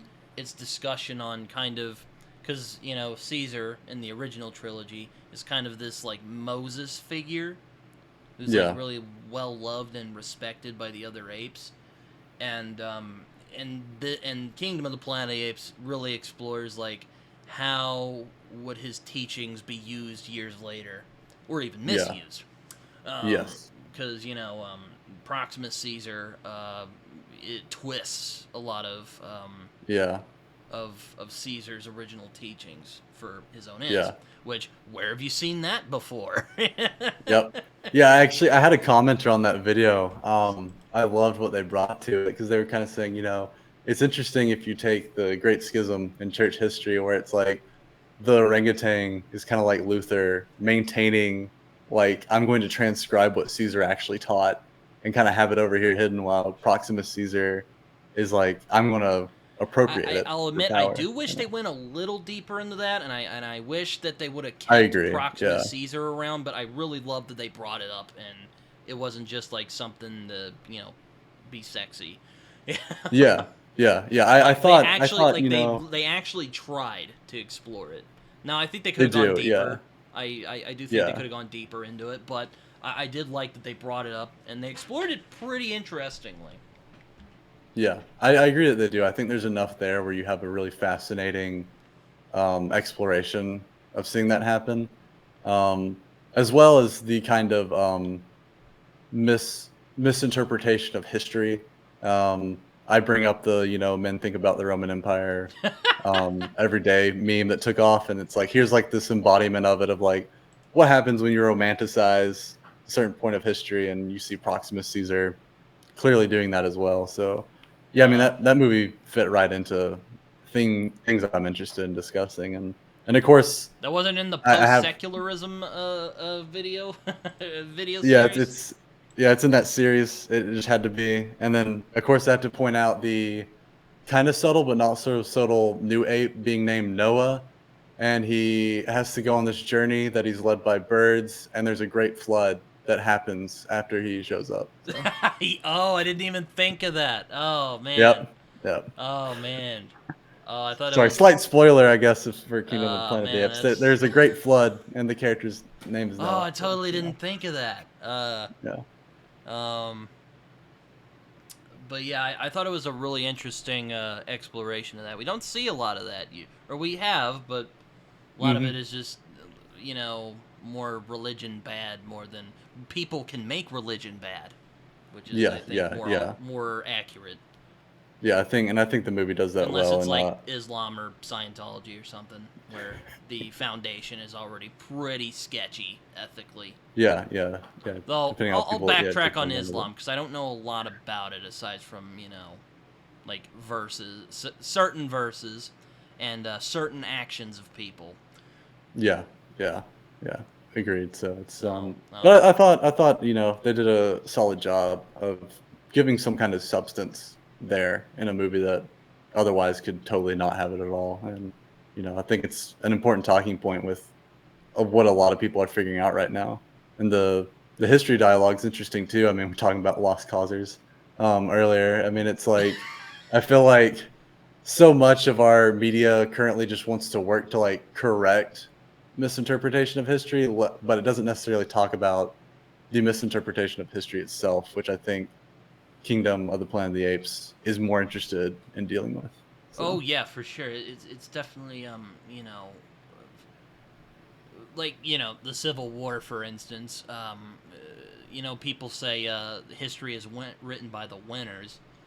It's one of those mhm. rare cases where it was written by the losers.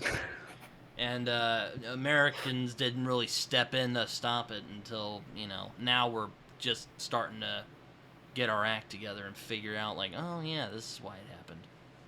Yeah, yeah. I mean, I would think the thing we see in our landscape that tackles with the winners definitely overriding it in our own history is probably Indian removal, which you see a lot of dialogue trying to bring that more and more to light. So Certainly, I mean, I'm quite, I'm actually quite like a theme I'm constantly fascinated in is colonialism. hmm.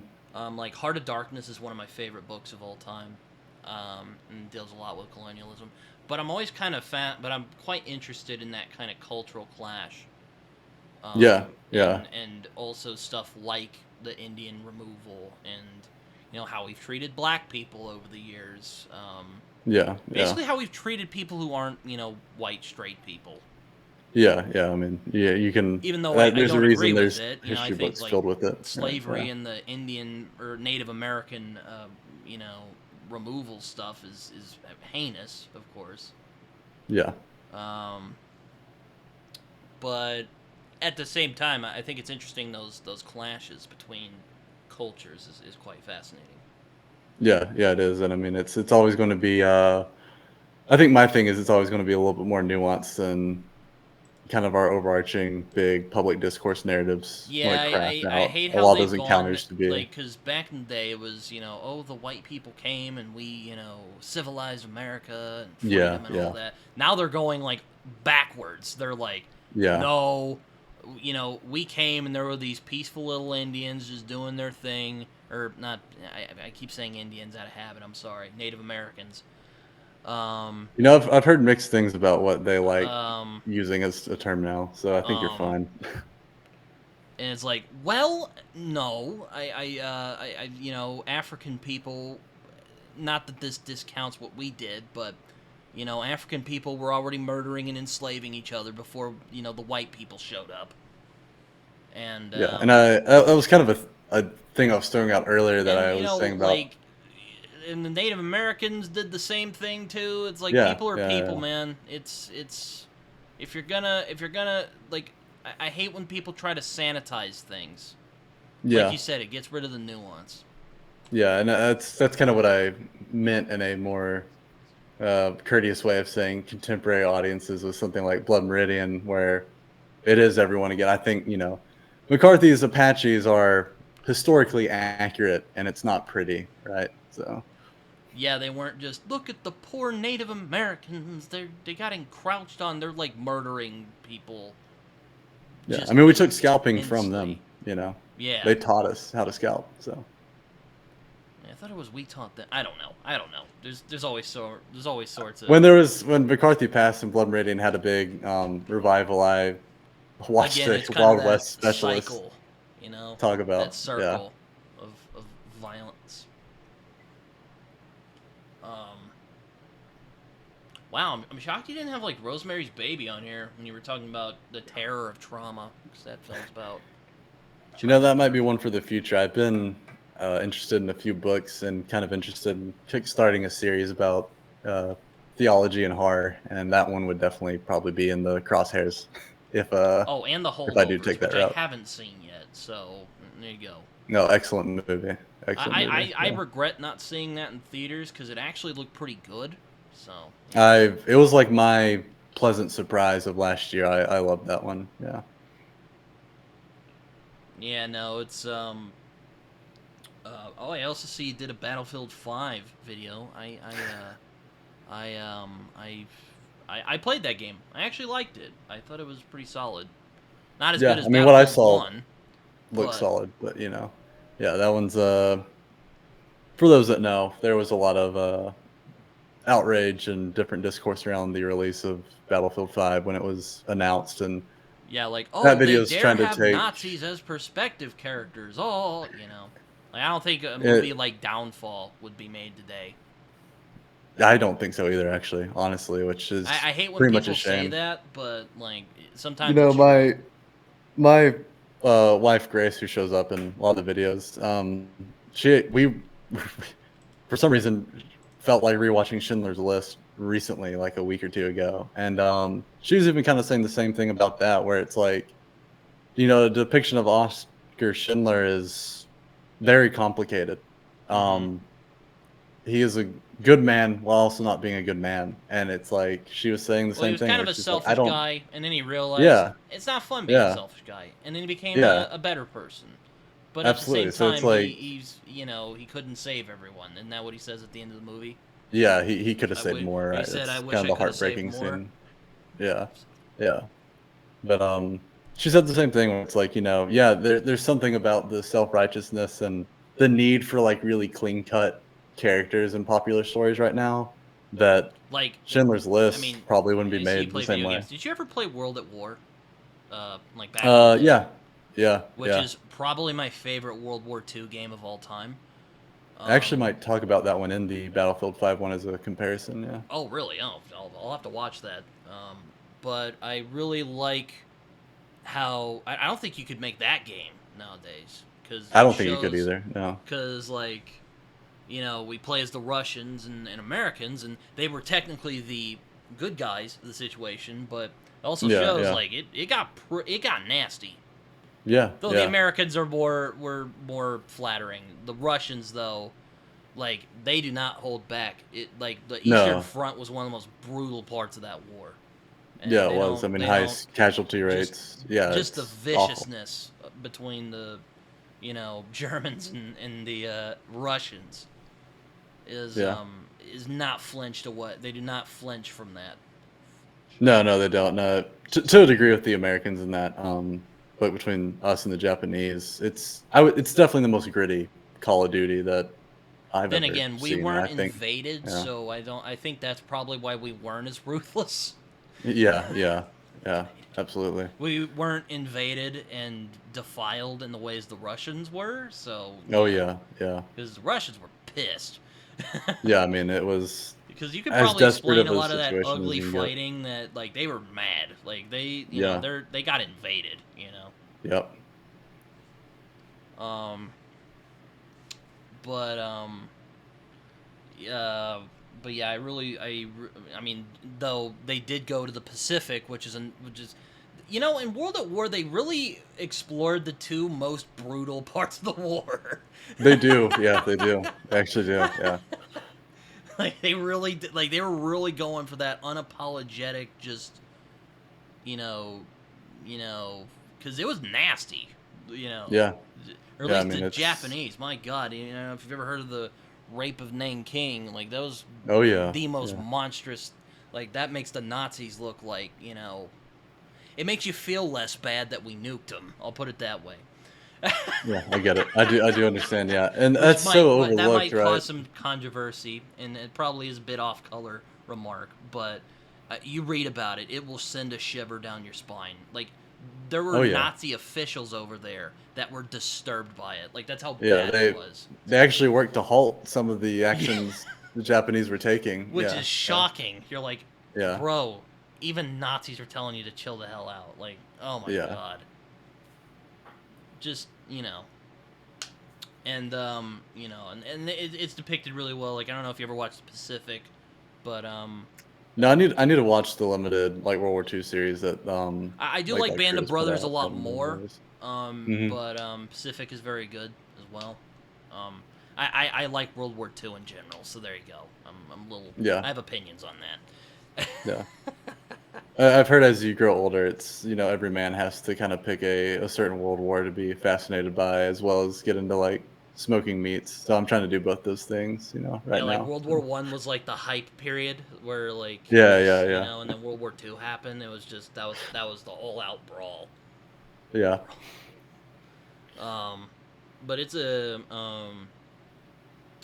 but yeah, it's kind of funny thinking about it now. I'm like, wow, I guess they really were going for that war is hell theme because they went with the two absolutely. most Yeah, brutal parts of the war. yeah, and I think what I bring up in that video too is just aesthetically the way that game looks compared to other just World War II games in general. It's a very different Like, visual I think style. Battlefield Yeah. 5 was actually a pretty good game. Like, I really like how Hmm. like they don't get like English speakers for everybody.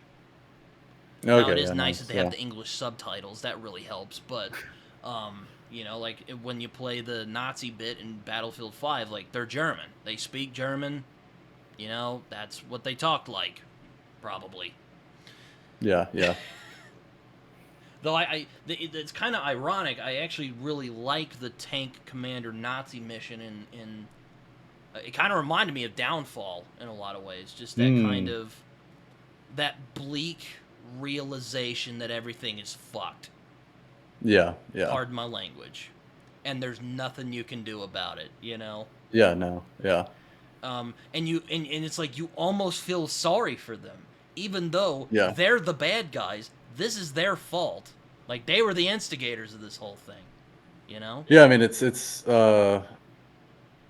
something like Downfall, or even I think other depictions of German soldiers at the time. I mean, it's like, at some point you're just another grunt, and you're caught in the cogs of this But machine, I and it's really like, like how they explored the disillusionment of yeah, and then that's what of the those soldiers would have gone through.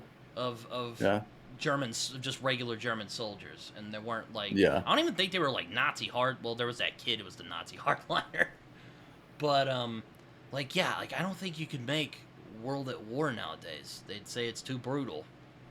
yeah. I think so too. I hate to and be then, like, I hate to sound like an edgelord, you know, like, ooh, it was like that, but it really was. Like, if you read yeah, some of the yeah. I mean, it books, was. like, brutal. Yeah, and I mean, when it comes to that kind of depiction, I mean, I think there's a lot of oversimplification when it comes to the actual history. And this is something I encourage everyone to look up. You can actually find photos of when German soldiers were shown footage and images of the Holocaust. Like it's something like 10% of that entire standing army would have known what concentration camps were and what they were doing. For sure, Then yeah. these grunts show up and they learn this is what they were fighting for, and you can just, it's a very powerful image to look at. It's just the devastation and their unknowingness of like, this is what I I was mean, supporting.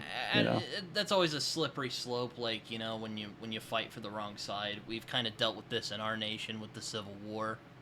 Yeah, yeah, With the Confederacy, particularly, which is, you know, I think is kind of similar to, kind of why I think Downfall is so good as a movie, is because, like, you can understand where these people are coming from. Even if yeah, what they yeah, believe is objectively horrible yeah, and yeah, you know, messed up and disturbing. You can understand their feelings of, like, defeat yeah, and, like, just yeah. the humiliation of defeat, though it was a little different in Germany, I think, than It was a bit different. Yeah, the there was no Confederates were, as far reconstruction as I'm plan. aware, the Yeah, Confederates were not mass murdering people. yeah, They no, and held a bunch of people in slavery, which, you know, that's a whole other level of monstrousness, but yeah, that's a different kind of monstrous. But yeah, you know, as far as I'm aware, they did not commit genocide or ethnic cleansing, I think. yeah, and it's also just the way that technology and time moves, just a very different war, the way that it operated. Yeah, So for sure. It's you know, I'm kind of, I'm a little disappointed that people get caught up in, like, oh, these are the bad guys, technically. Like, hmm I find as much as we've grown as a society, we're still kind of stuck in that kind of black and white mentality. yeah, if not more, right? Which, like, you know, I see Game of Thrones and people, you know, it bugs me all hell because people are like, oh, it's all dark and gritty and everything sucks. No, it's not. There are genuinely good characters in those books, in the show as well. Like, you know, that's a conversation for another time, though. But I get frustrated by people. But what Martin does so well, and what frustrates me when people miss this, is that he shows people, rather they're good, rather they're evil, as people hmm with regular desires, and, you know, like you or me, just like, what do we want out of life? You know, yeah, not to say that, you know, good. I mean, I think good and evil exist. You know, I mean, I don't know if you could. We talked about the rape of Nanking and the Holocaust. Like, I think objectively, most people would agree that those are objectively monstrous things to do. yeah, yeah. I would agree. Yeah, I But would at think the so. same time, you have to contend, like, and I understand this, and it's kind of funny, you know, kind of cutting back to Blood Meridian because it explores this as well. But, you know, the Nazis weren't these demons or monsters that came from hell. They were just people who were wrapped up into a frenzy by a megalomaniacal madman. See the alliteration there. And allowed or participated in really horrifying things. Yeah, yeah. I mean, sure, like, you know, it's like people are reluctant to contend with the fact that people who do monstrous things are still people. Yeah, yeah. My wife always has He's the like, quip oh, of, he loves his dog so much. How can he, you know, murder all these people? It's, you know. yeah, yeah, yeah. My wife's quip is always, well, Hitler had a girlfriend with him until the end, right? Like, Yeah. what does that mean? You know, it's like, He loved his dog. yeah, He loved exactly, yeah, animals. yeah. Now you could So go, it's, well, you know, he loved animals so much, but he showed disregard for other human beings, which, you know, yeah, he's yeah, still like, people can still be evil and have like human traits. I feel like yeah, people just don't get that on some level. yeah. Yeah, well, the reconciliation of like your own capacity for evil is a really difficult thing to And that's kind walk of through. why I love Blood Meridian so much, is because it rubs your face into that, you know. It does, yeah, yeah, Well, minus the it does. judge, who I don't even think he is human. Yeah, I already spilled my. I think Judge Holden is supposed to be some kind of supernatural Or entity. personification of something. Yeah, or just evil personified. Who knows? You know, But the rest of them, just regular people. You know, like just Lanton. people You know, that submit to that evil, right? Lanton likes Yeah. that dog. You know, but he's Yep. still a monster. Yeah. Yeah. Um, you know, and but like it's basically that just amped to 11. You know. Yeah. It is. Yeah. It is. Because my God, you know, like you know, that frustrates me as well. That, Yeah. you know, I get that. Yeah. Yeah. like, I get it you absolutely. know, Tywin Lannister. It's like people can't go like, man, they have these sympathetic qualities to them, you know. Oh, he loves his kids and his dog. Like, how can that guy be evil? Well, for one, you know, I think that's a fair question to ask. But, you know, two, like, why don't you sit with that and think about him? Mhm. You know? Mhm. Don't Yeah. just go like, oh, he's a morally gray character. Mhm. You know? I hate that shit. Again, I'm sorry. God, this is a contentious 99th episode. Yeah. No. No. You're good. I mean, I guess I would hate someone being dismissive of using morally great character as like a dismissive term, but I feel like there's such immense value in exploring the gray areas of life. You know, because it's what's going to push someone to really assess that in their own life. So, Or, you know, uh, I'll take Watchmen, for example. You know, Ozymandias, while he had understandable reasons, still evil. That was an evil, hmm monstrous thing that he did. Dropping the psychic squid on New York. Spoilers. hmm Or doing the Dr. Manhattan atomic bomb thing in the movie. yeah, I don't know yeah, what that was. I don't know what he was thinking with that one. But, like, that's still an evil thing to do, even if he had an understandable reason for doing it. yeah, yeah, And then I see people who side with Rorschach, even though Rorschach's an unhinged, you yeah. know. That's always an interesting thing to encounter with people when they Yeah. really like Rorschach. It's like, well, I think you can understand where he's coming from, but he's a monster, right? You know. Yeah, like, So you know, he's not cool. Like, I yeah, think, yeah, like, absolutely. I'll be generous and say that he is a tragedy, I think. Yeah, he It doesn't is. mean, Yeah, like, he's a right. great, you know, I don't think that means, like, I've unironically, I always cringe when I see this, but I see unironically people going, like, oh man, Rorschach was the only guy who stood for integrity. And I'm like, dude, God, media literacy is dead in this Yeah, yeah, it society. really is. Yeah, you're not wrong. Yeah, Oh man. Anyway, I hate to cut this short because I've been enjoying this conversation a lot, I have been too. No, you're totally fine. I mean, it's about time for me to but bounce too. we So, should hang out again at some point. But yeah, I'm gonna get something to eat with my family. Um, all right. as I like to do at the end of these things. If you have any social media, feel free to share. Okay. I literally just have my YouTube channel, so please go over there, check out what I'm doing. I'm one of those people that doesn't have a lot of social media, so if you want to see what's up in my world, go to my YouTube Oh, channel. well, okay, I'll have to bring this up before we leave. But you love the Over the Garden Wall. I freaking love that show.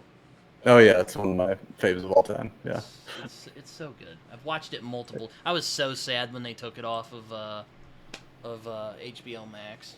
Yeah, I missed my annual viewing that year because of I that. was pissed, man. Yeah, I was too. I was doing a review over it on my channel, and which was more of just a rambly kind of gush video of why I like it a lot.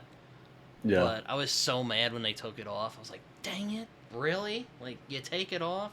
But anyway. Yeah, no, I love Over the Garden Wall. Yeah, a weight in my heart too is if anything pulls on Dante's Divine Comedy, even in the slightest, I'm probably going to be into it. So. Anyway, Alex, thank you for being giving with your time and hanging out with me today. We should do this again at some point. Maybe we can like Yeah, we read a should. book Yeah. together or something. Yeah, I think that'd be a lot of fun. Yeah, just keep me in the loop, and yeah, thanks for having me on. I had a great time. All right. Well, take care, everyone. I hope you guys enjoyed this. Until next time.